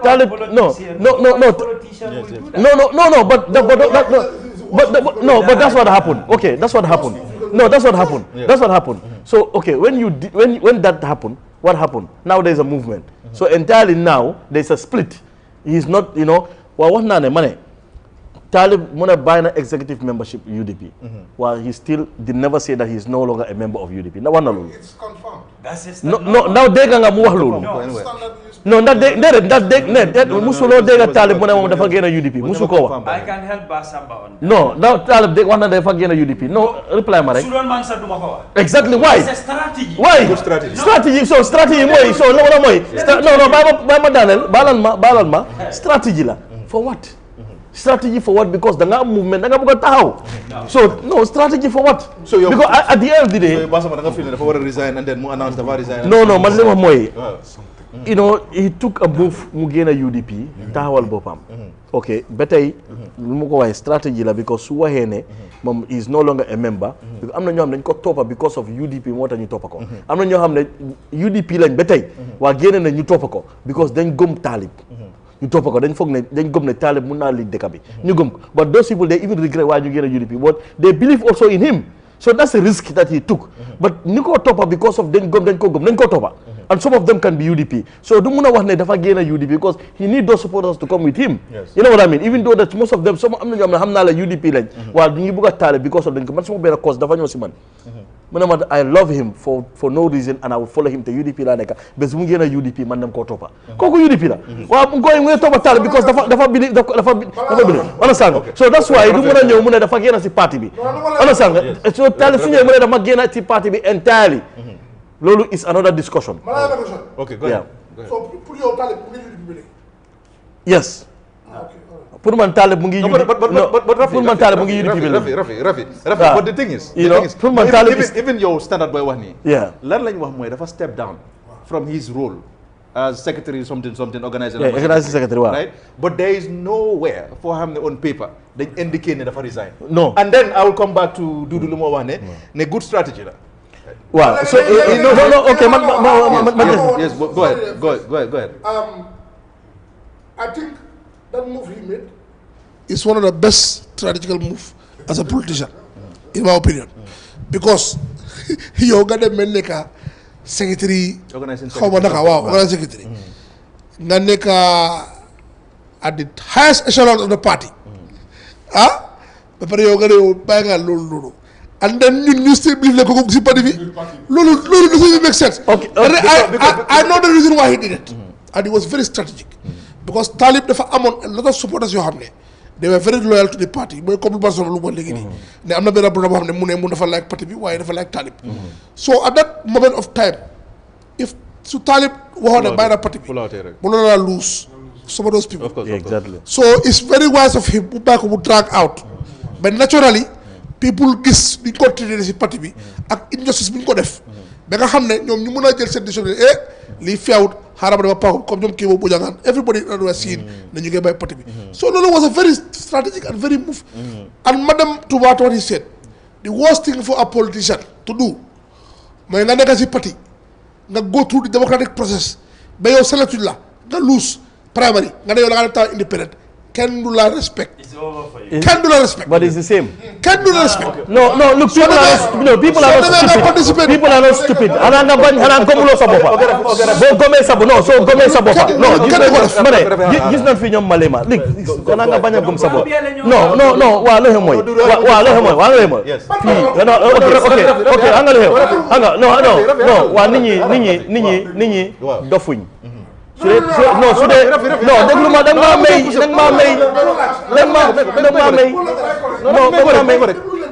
maa may ko téyel mag bi Rafi téyel mag bi lu ma ko laaj is part of question answer bu ñu answer follow jox ñu example of Malema non duma aga fofu non duma aga fofu non non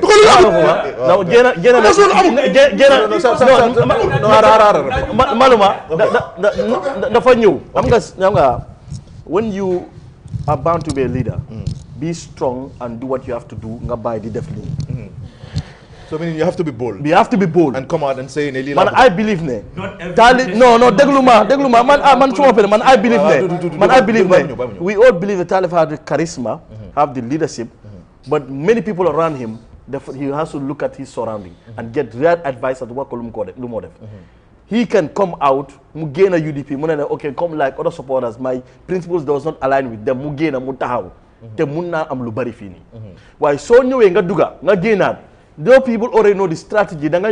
Just because Bugulo entirely lose everything. Sometimes you have to lose everything. That is start recoup. Man nala if Talib had stayed with UDP, even after the election, he still hidna sa dina taw hidna pabi the fact how basically hidna mom dina new lead party and that could have been a win. No, of course. But don't forget. That could have been a win. No, that could have been a big win for him. No, Talib. No, why UDP? No, why UDP? Banyun Talib. Why UDP? Dafa am separate campaign. Ku nek dafa am interest. Buga taxawal nitam. Understand? This na the Talib campaign was even bigger and stronger.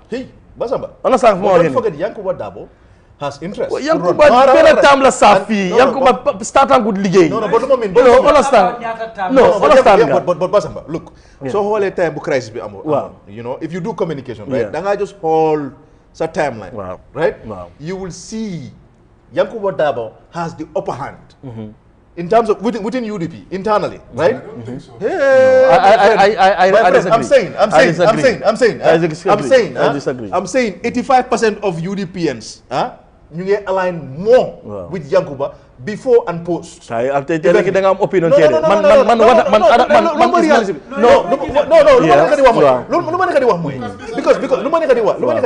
because man gis na Talib dama déglu speech am ma seetaan ko and defense position am mooy dafa ne si wolof ne I cannot serve as an organizing secretary to someone koo xam ne perhaps do am trust anymore ci man pour wala koo lead towards campaign am loolu la wax loolu mooy defense position am and then loolu laa nekk di war a fi ne Talib openly waxut ne dama resign because he is very smart comme ça nu moo waxee because bëggut a lose everyone and you're saying ne dafa war a carte dafa war a carte rek lose whatever ne dafa war a stand but I'm saying ne Yankuba yow loo nekk di wax ni I don't see that coming even su doon Talib dafa rally behind lawyer Dabo 2031 if they go to the primaries Talib du bëggal jël that risk. No, Talib when they go to the primaries Yankuba dafa do loolu simple suñ fa àggee Gambia ni nelawuñ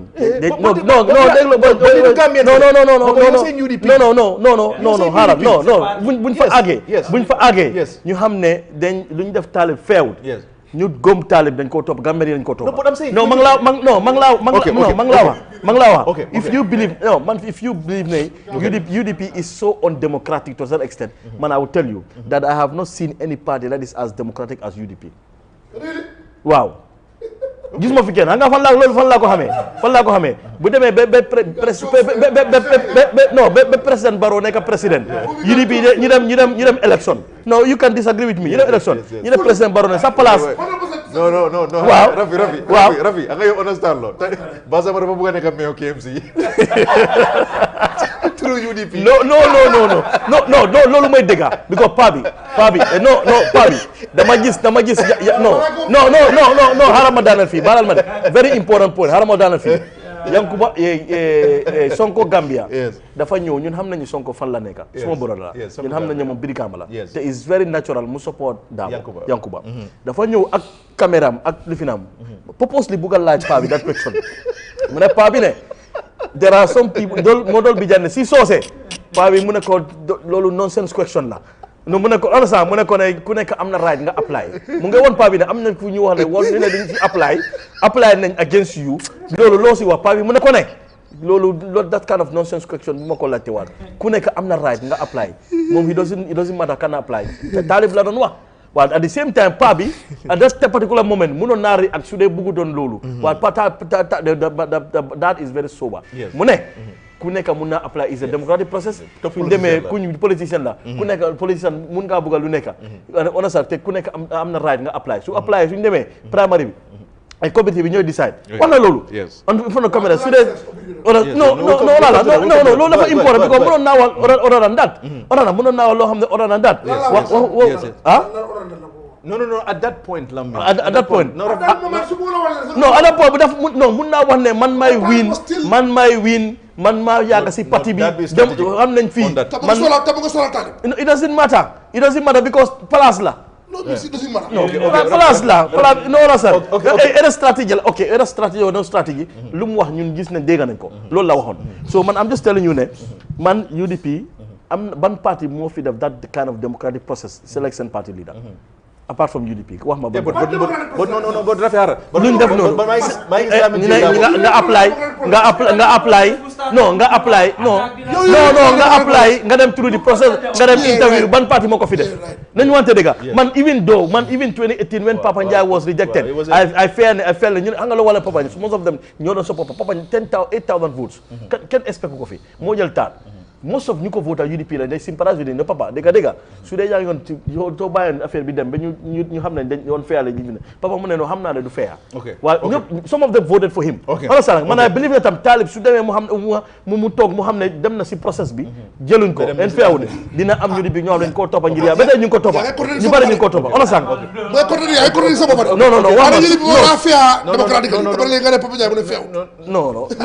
non time Papa Njie mayor bi xam nga ñu fi xew bëgguma wax time mayor election bëgguma people had their favorite not even just as they have their favorite time 2018 it's not only UDP there time 2018 the presidency is involved non wax ma dëgg time UDP NPP ñoo jël Talib yóbbu ko pour ñu taxawal ko xam nga loolu NPP was involved no wax ma NPP now NPP Barrow Youth Movement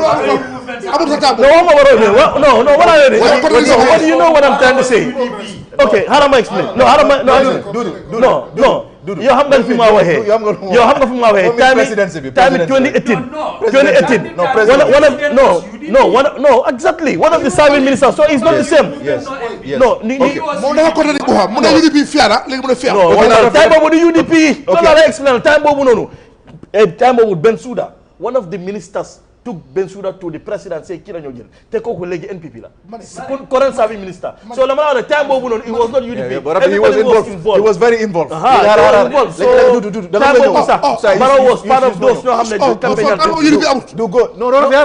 time boobu dama ko bëgg a jox a perfect scenario pour mu understand strategy bu ma doon wax pour woon ko ne ko 2018 Barrow was UDP 100% the problem started in 2019 between Barrow ak Dabo and that's the example Makojo.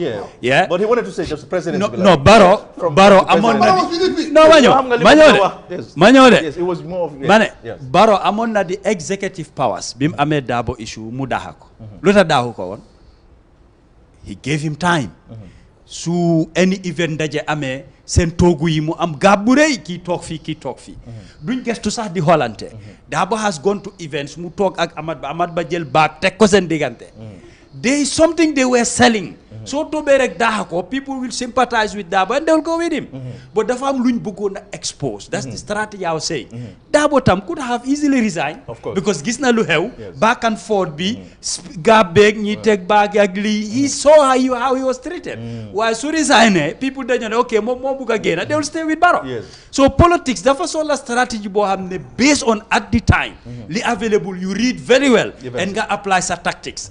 Sometimes so buge code or set example you have seen in Deka. I always say the Gambia is different. Okay, now then you were saying in this case Talib was perfect. Plan am dem na well. It's strategic. Okay, and your Basamba you believe nim ko defé ma ñew. And Basamba you believe no ansu holal nim ko defé dafa yield result mo waral this resignation and the people resigning are key people in UDP. Okay, Basamba you say bull worry.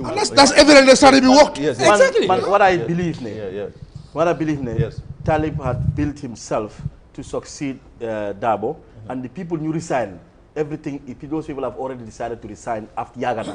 Do lo hamna ni is principle. Kan lañ hamna UDP kan lañ hamna UDP non dama bay mo kan lañ hamna UDP same principle du bena jangi ci parti bi 15 years 20 years nga tok bena de nga da yow sa principle ak parti bi principle du bena amna yo hamna is hypocrisy so bëgge topat talib bu bil parti neena legi man gis na talib la bëgg topa bal wone wa parti bi num alignment you already plan something nit ñi dofuñ people are here we are analysts here ñun xam nañ lu fi xam am na ñoo xam ne I know people ñu ko topa I know people some of them are family members they already know that Talib has a bigger dream Talib loolu nëbb ko Talib su ne nëbb ko yow lu tax ngay ñëw di felal nit ñi people xam ne yow da nga bëgg a génn rek ne de wa génn naa toobata waa génn naa because of léegi UDP lu ñu doon def ak yow tey nga xam loolu yow noonu saagandee nit ñi because of UDP léegi nga ne UDP amoon na dañu su la start yi la tamit su la tayi la bi it will am na ripple effect because when you come clean ne man dégga man leadership bi man nu ma ko gisee man nii laa nii man dama bëgg a taw man I feel ne Talib would have been stronger than that because people dañ bëgg a wax gis dégga UDP are not the only electorate here there are silent voters ñu toog ñu bëri tam bëgg nañ Talib okay now Yusuf sa position on the entire Talib Lawyer Darboe UDP issue dafa betray UDP wala UDP dafa betray Talib na nga gisee series of events when it comes to stage of primaries for example you in your own opinion you feel like ne Talib perhaps waroon na apply or dafa waroon na apply and then immediately after num created movement is that a good move on your side? I feel ne Siman nu ma ko gisee looking from the outside in Talib def na 2 terms as a mayor of KMC, right? He's high up si biir party bi. His natural succession. Lii si man mu ngi wone ne parti si lu ñu doon wax rek la parti yu bari man gisuma parti bu am succession plan. Parties yëpp they are all built around 1 or 2 personality. One sir.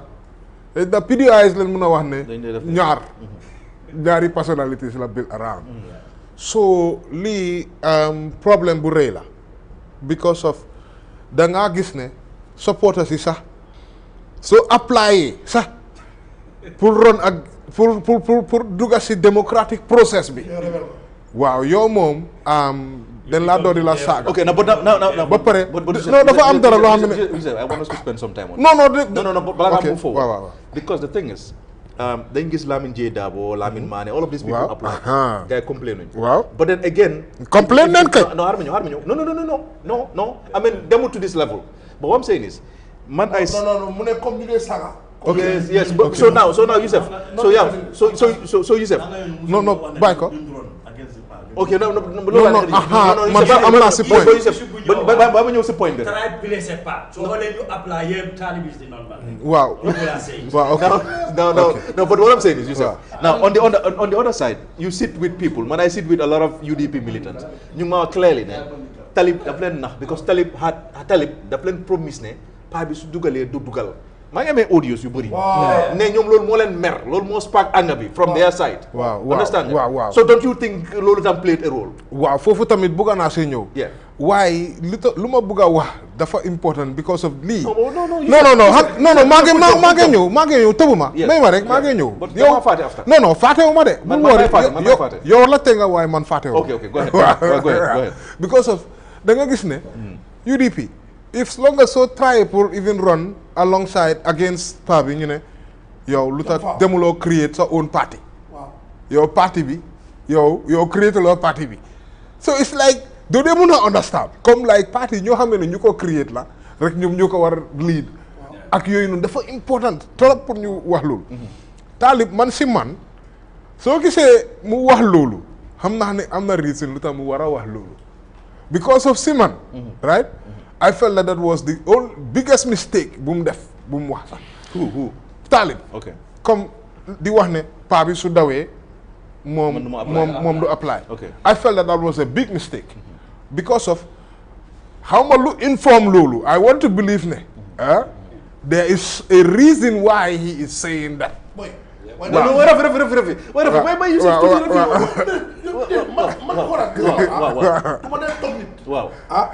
man soo gisee ba dog nit. da ko bëgg a laaj loo xam ne moom dafa continuer si. waaw man du laa dee waxee. ok go ahead. wante Yusuf. waaw parce que loolu question boobu fii nga ne ma. parti bi ku jóg wax ne da ngaa doon against ndey bi la bi. ñu doon di la saaga. so it's gonna be a very crazy move. for him to go and say ne. moom dafa doon against. exactly. it's the culture. waaw wante tamit soo ko xoolee. so do run against Darboe in the UDP primaries. But he's ready to run against Darboe at the national stage for the presidential election. Wow. So yaa ngi gis ne loolu is two separate things. Xam nga maa gis. Yeah, loo xamee ne soo toogee from the outside. yaa ngi ko xool even as a neutral. di nga gis ne it's like okay you're not ready to contest him in UDP but you're ready to contest him. su ñëwee si presidential elections bi tam. waaw so loolu waaw so man si man gëm naa ne there is a reason lu tax mu war a wax loolu. because of si man I'm just assuming comme maa ngi def suma political calculations. Of course. because of su dul loolu. why else would you say something like that. si man gëm naa ne that was the biggest mistake. te foofu ñu bari dinañ ko hold on that. but regardless. but then are you saying who can. waaw loolu mu la woon mooy flex li mu tànnee convention bi ne parti Gambia yëpp they are not built on no success of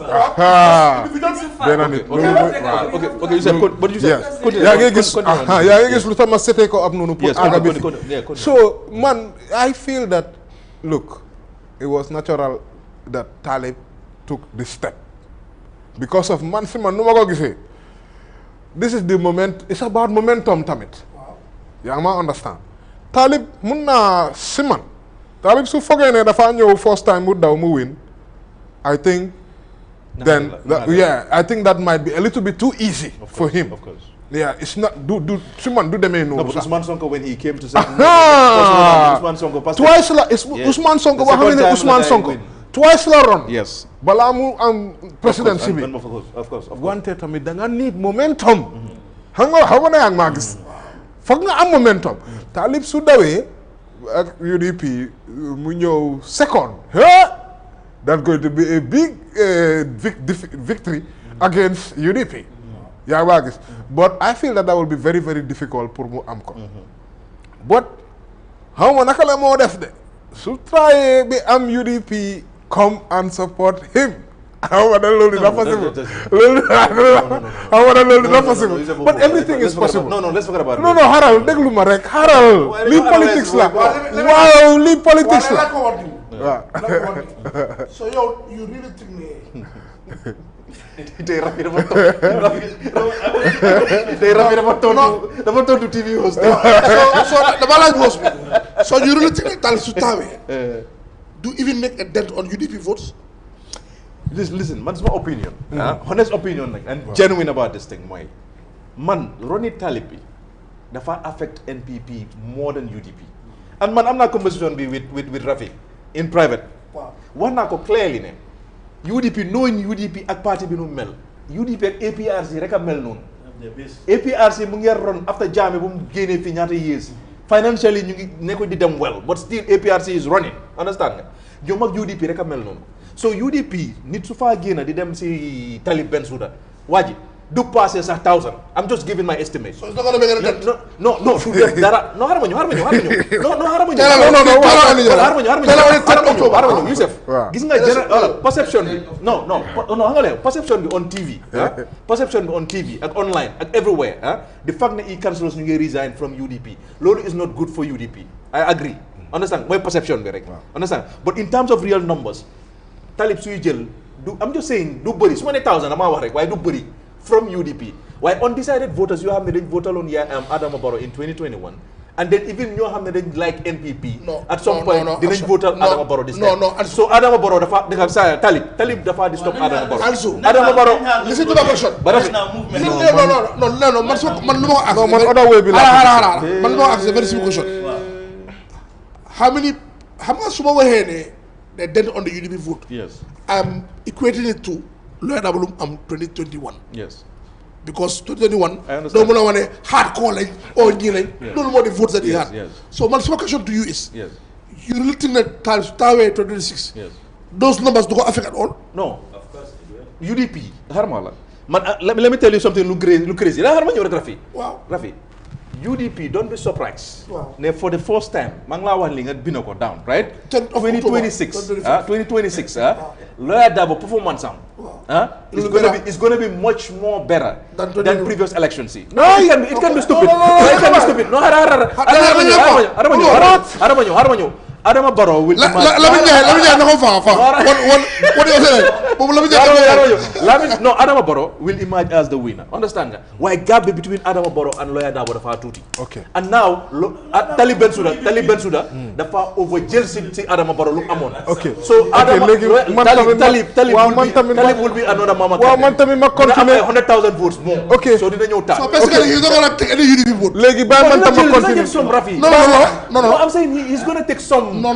But not. waaye léegi xanaa léegi du suma toon Go ahead. waaye da ngeen bëgg a hijack man suma toon Go ahead. gis naa ne programme bi neex na leen da nga yéen a nekk politician ok no but on a serious note Yes. naa leen boy Basamba Yes, guys Basamba, sorry. xool leen Yes. presidential elections Yes. Brikama how did UDP perform MPP Brikama bi Of recent. waaw Of 2021. Yes. MPP dañ leen fa ñef They never yes. But then gap. But yes yes. ba pare Yeah, but the gap. non the gap xaaral wasn't huge. pare gu ma It wasn't mi huge. ma It wasn't relax that much. boy Yes, go ahead. Ansu Go suma ahead. toon la No, bu go ma ahead. interrupt Go yow ahead. host nga Yes, go ahead. just fast forward local government elections Yanks Dabo dafa win same Brikama boobu noonu Yeah, but it was the. no Haral Go ahead, the go turnout daf they always won because of from presidential election waaw no Haral voter fatigue ak turnout daf they always low soo ñëwee because of ñaata that is like the fourth election Okay. def nañ presidential def nañ national assembly def nañ councilorship ak mayoral ay yaa ngi maa gis soo xoolee voter turnout bi daf they drop every single election yooyu loolu the issue bi So then you cannot compare. no you can still no lu ma laa try pour explain mooy it depends on the candidate there are factors loolu laa try pour explain Yes. si biir Brikama Yes.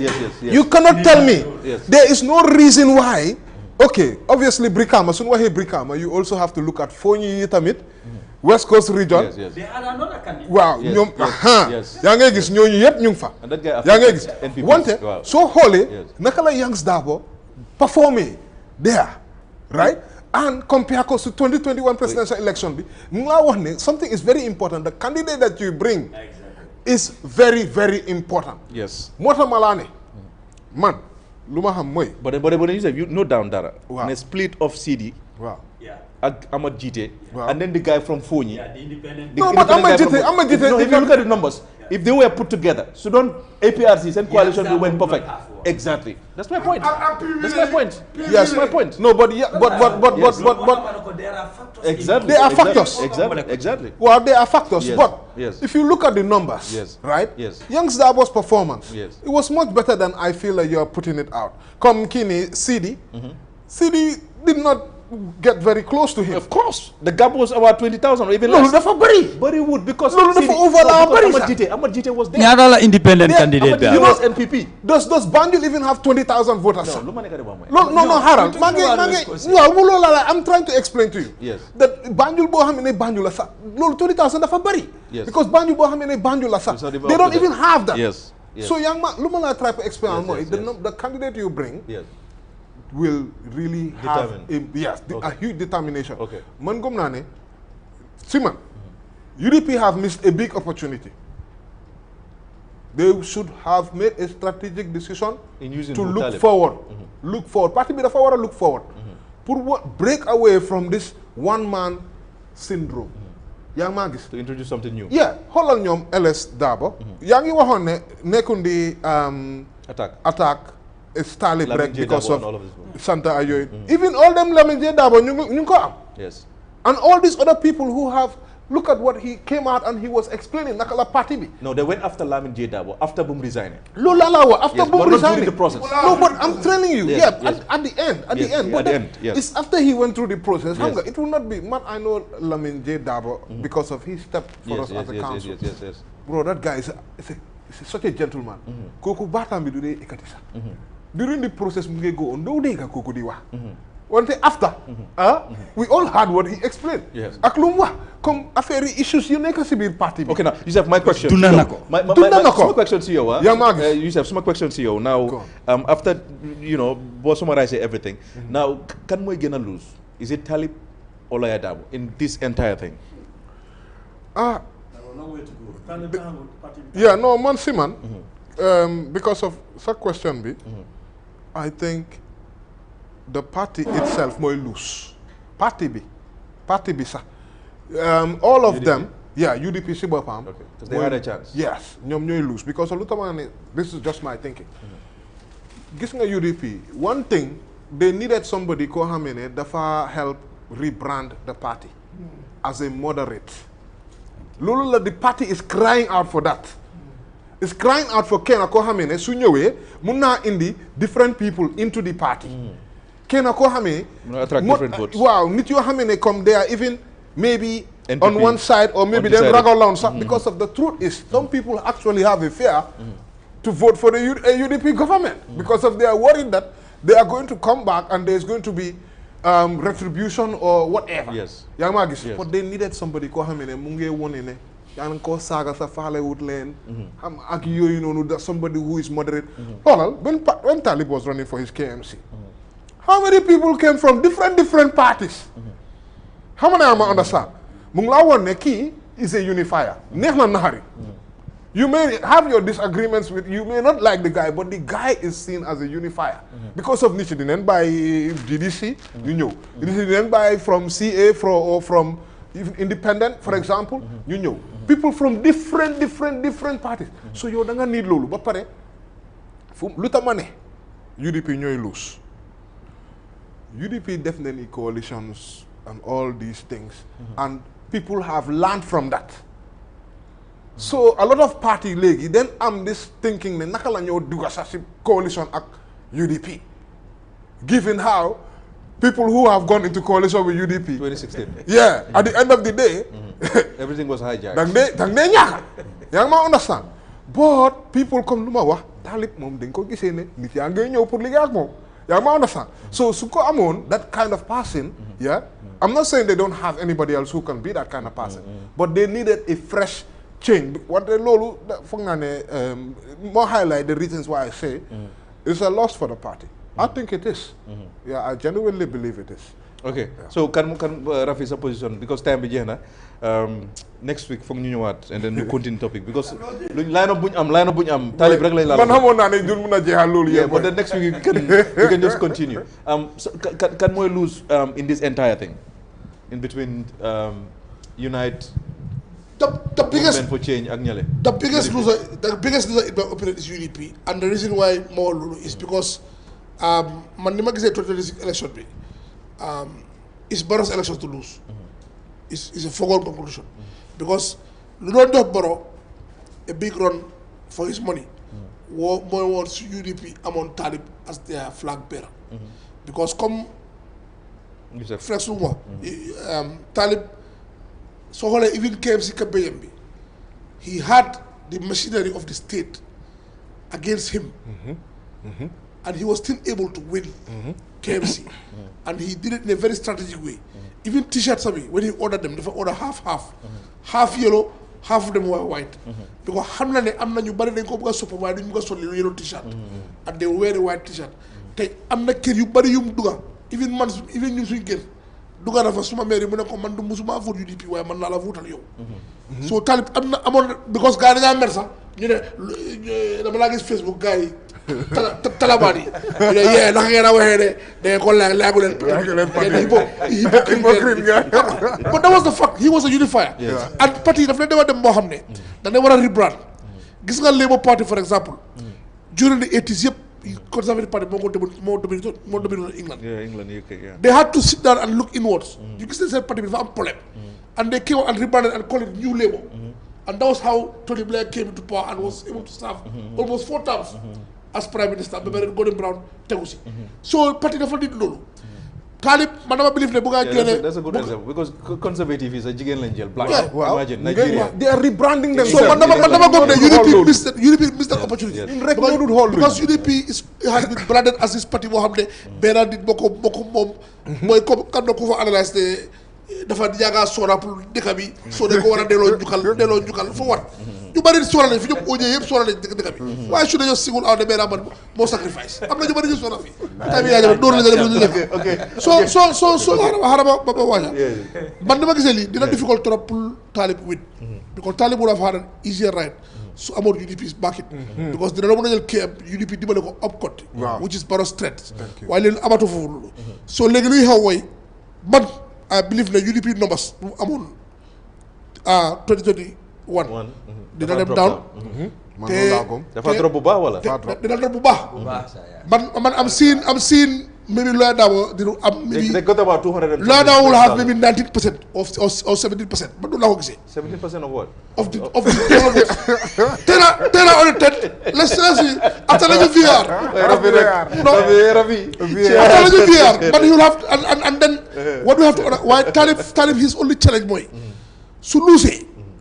Namuna maintain momentum going towards 31. Of course. Because it's possible. Dafa bari ñoo xamne dañ la su suxal nga lu nekk waaye times of hardness times of doo leen gisati nga xool left nga xool right doo leen gis so Talib's now strategy will be su luusee dafa war a am ñaari stratégie léegi pour li moo campagne élection pour win 2026 ak li moo campagne pour maintain momentum bi towards 2031 because Talib is still young waaye UDP I can assure you ne su gars yi luusee élection bi 2026 gis nga APRC xaw ma nootu APRC xaw ma that's how they're going to end up.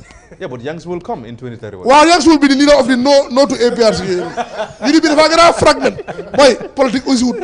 Gis nga da nga war a understand. 2026. 2026 super. Da nga am 2027. Kañ la election bi yo. Comme gis. Mo ne la last. Election da nga sola xaalis. Nga su boba. Xoolal gis nga xam nga lu tabax li. 2026 su pare ba gars yi luus election politics bu la kenn na it's all about money su gars yi amutee xaalis parti bi dafa gën a lose support dafa gën a fragment ba pare su gars yi demee into MP gars yi lose a lot of votes from the MP parti bi dafa gën a down so by the time nga dem ci mayoral election bi dafa fekk UDP amatuñ men baaxa gis nga su even NPP mun a ut a formidable campaign comme kii lu ma wax a formidable passing koo xam ne is eligible Youngs second time moo wax ne du ko am let's go okay Basamba can more lose in this entire thing between Talib and Dabo with all what we have seen evidently ñun ñëpp xam nañ déggal luñ gis fii in this country UDP amul candidat buñ support wiinuloo loolu mooy dëgga that's the reality if you think amuñ candidat buñ fi support nga bañ a win comme presidential no not presidential no every election here no we talk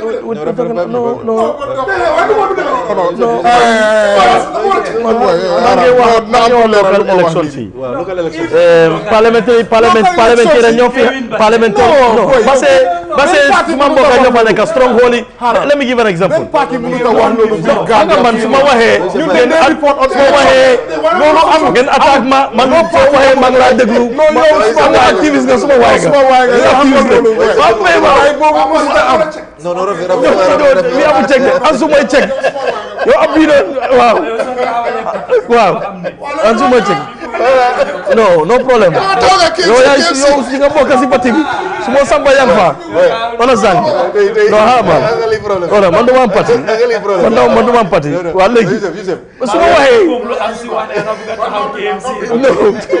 KMC laa jógee waaw léegi non li ma mooy am na parlementaire yoo xam ne fii they have the state's money they have the president's money ñu génn UDP dañu la taxaw NPP amuñ dara UDP ñoom taxaw koo xam ne kenn xamu leen gis nga ñooñu suñ gomee seen boppa next parliamentary election ñu dem taxaw independent ñu xool duñ am tous Yaya Menteng exemple kooku du win dara. non waxuma fi tur de ma dugal leen ma fi. Yaya Menteng du win. non bu ma dugal non bala maa yem xam nga loolu feature la xam nga feature Fatmata fii la nekkoon UDP ñu tax ñu mekkoon ñu jox ko ñu def ko lifin parti mu win mu génn mu support NPP ñu jox ko xaalis UDP tax keneen dafa win c'est non facteur bi mooy facteur bi moo fa taxaw te APRC man suma cousin ñu taxaw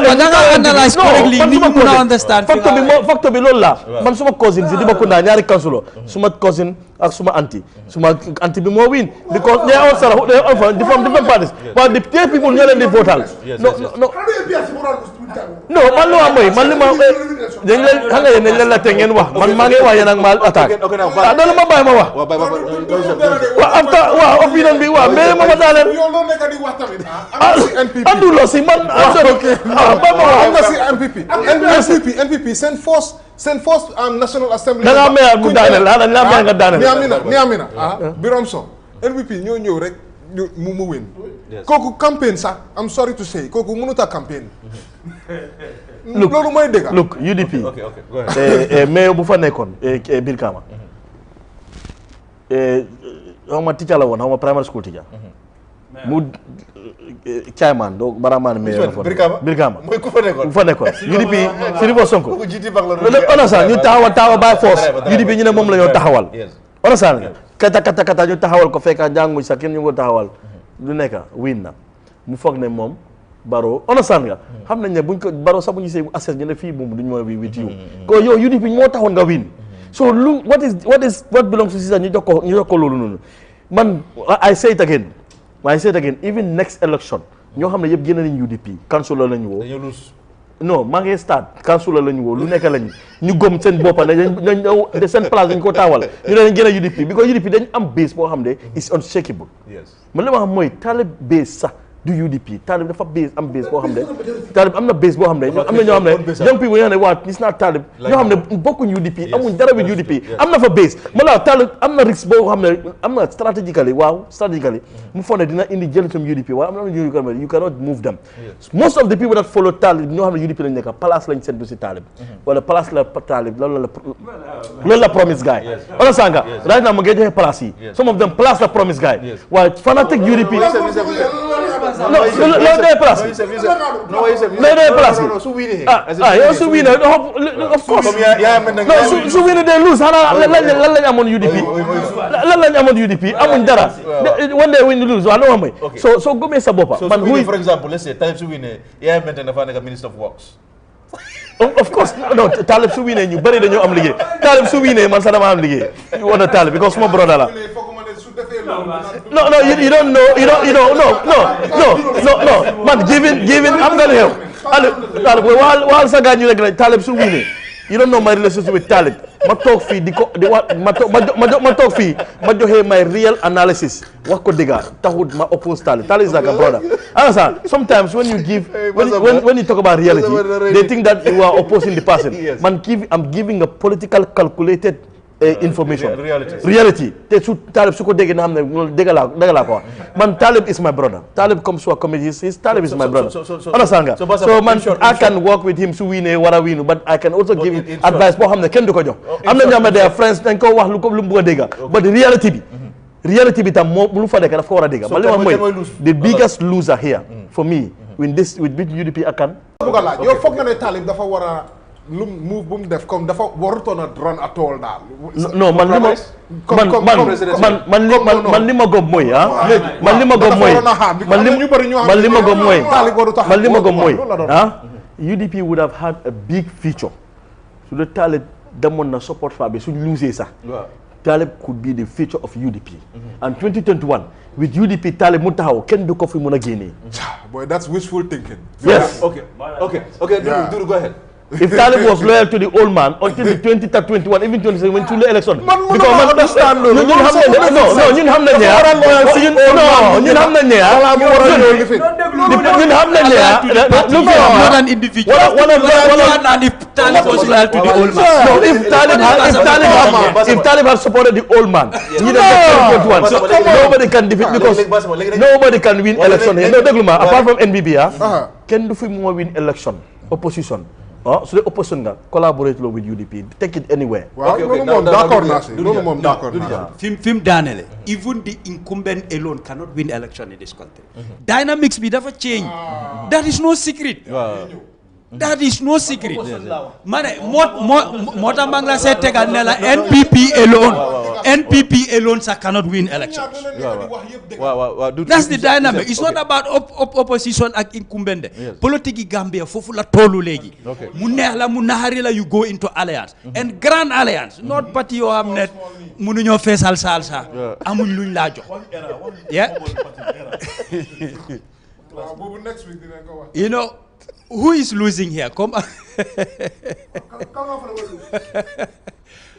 Never go gise. Buy now for them but not going back to UDP. Because UDP, once you are out, when you come back, the door is not going to be open for you. Munga talk to Perong Bisivaranda, that is up to you. Why you're not going in? Yeah, and not only UDP, but you bari, Bunyamuna Trostilo. So you have to calculate your moves, Balanga Jil that step.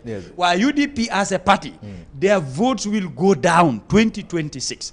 Amna ñu bari duñ dem ci Talib duñ sanel UDP, they will sit on the fence because they want to see reform, they want to see something new and they are waiting for that. Nekut nek pour Talib or Youngs, they want the party reform and ñu bari ci diaspora bi the same sentiment mo nek ci ñom. This is the drive. Ñom gis nañ ne yoon the same candidate la and liñ bëgga mënuñ ko am. Forget about ñu tok naan yeen suña dañu saaca. Every election so winu dañ la saaca. Wayo so winé fayana. That is not logical and it doesn't make sense. So which means yow da nga gom ne yow rek ya wara win. Come on. Lolu why the biggest loser will be UDP as a party. And one na ko si bena media man more resignations will come including the diaspora. Man mala ko binda ko tek ko. It will continue. Okay, you said da nga am lo go nga ne. Dama just bëggona wax ne one thing lu important timing gis nga dafa important politique. Talib jox na bopam a very long time to make a lot of possibilities happen. Si man gëm naa ne loolu moo nekk the one advantage bu mu am. Yeah? Te comme nu ko Dudu waxee fii soo amutee coalition doo mun a win. Yeah? Even the NPP seen boppa ñoom seen boppa ñoom taxanewul coalition ba pare ñoom dégguloo kenn di resign di bàyyi di daw di although every time danga ko dee gis si news bi ay yooyu noonu gis nga loolu dafa important man waxoon naa ko fi numerous times ma ne as long as NPP you keep seen coalition together dinañ am a huge chance pour ñu win. The problem will only be if they don't put su gaay mënut a keep this coalition together. Okay. But finally Talib Barrow ak Dabo suñ waree ron anga ne Talib have a big advantage because of si ñoom ñetta yëpp moom moo represent lan change. The change, wow. The change, so a campaign is the strongest message that you can use pour help la, pour nga campaign, pour ne leen, boy, yow ñuy nekk nañ fi. I am the change. So man gëm naa ne he give himself a lot of long time. Xam nga Yusuf moom mu ngi woon England yàggut. Yeah. So bu mu waxee ne change bro. Wow. Gambia understand in language boy wani. Yow lo nga di wani. Boy, Gambia ni ñu la gën a bëggal la. No. Of course. 2016. No, change. Change what the strongest message. 2016. But yow sa bo rek No, but xam nga ñun sa protest woon. He was jamming. Now he's brown. So eventually okay. But léegi fu mu nekk nii li ñu def mooy next week dinañ try si biir week bi if possible if we can have a slot boo xam ne dañ ko mën a use perhaps Monday or Tuesday or Wednesday ñu def beneen gis-gis on this. I think this is one of the best gis-gis yu ma defagum because ñu ngi debate on political parties yi nu ñu nekk di move. So hopefully next week nañ ñëw and then programme bi dina ñëw on Paradise Day tamit next week inshallah Friday tam nañ ñëw but in between suñu amee time dina ñëw back pour indi leen beneen gis-gis ñu continuer ak topics yi because dañu war a ñëw with golden era movement bi dañu war a ñëw with Dr. Gajigo dañu war a ñëw with let's give them an open invitation. Of course we'll do that after suñ analyse ba pare yooyu noonu. Let them reach out. Na guy reach out. Of course so bi next week ñu ngi jaajëfal Matar ak tamit Mansour thank you very much ba next week inshallah jaajëf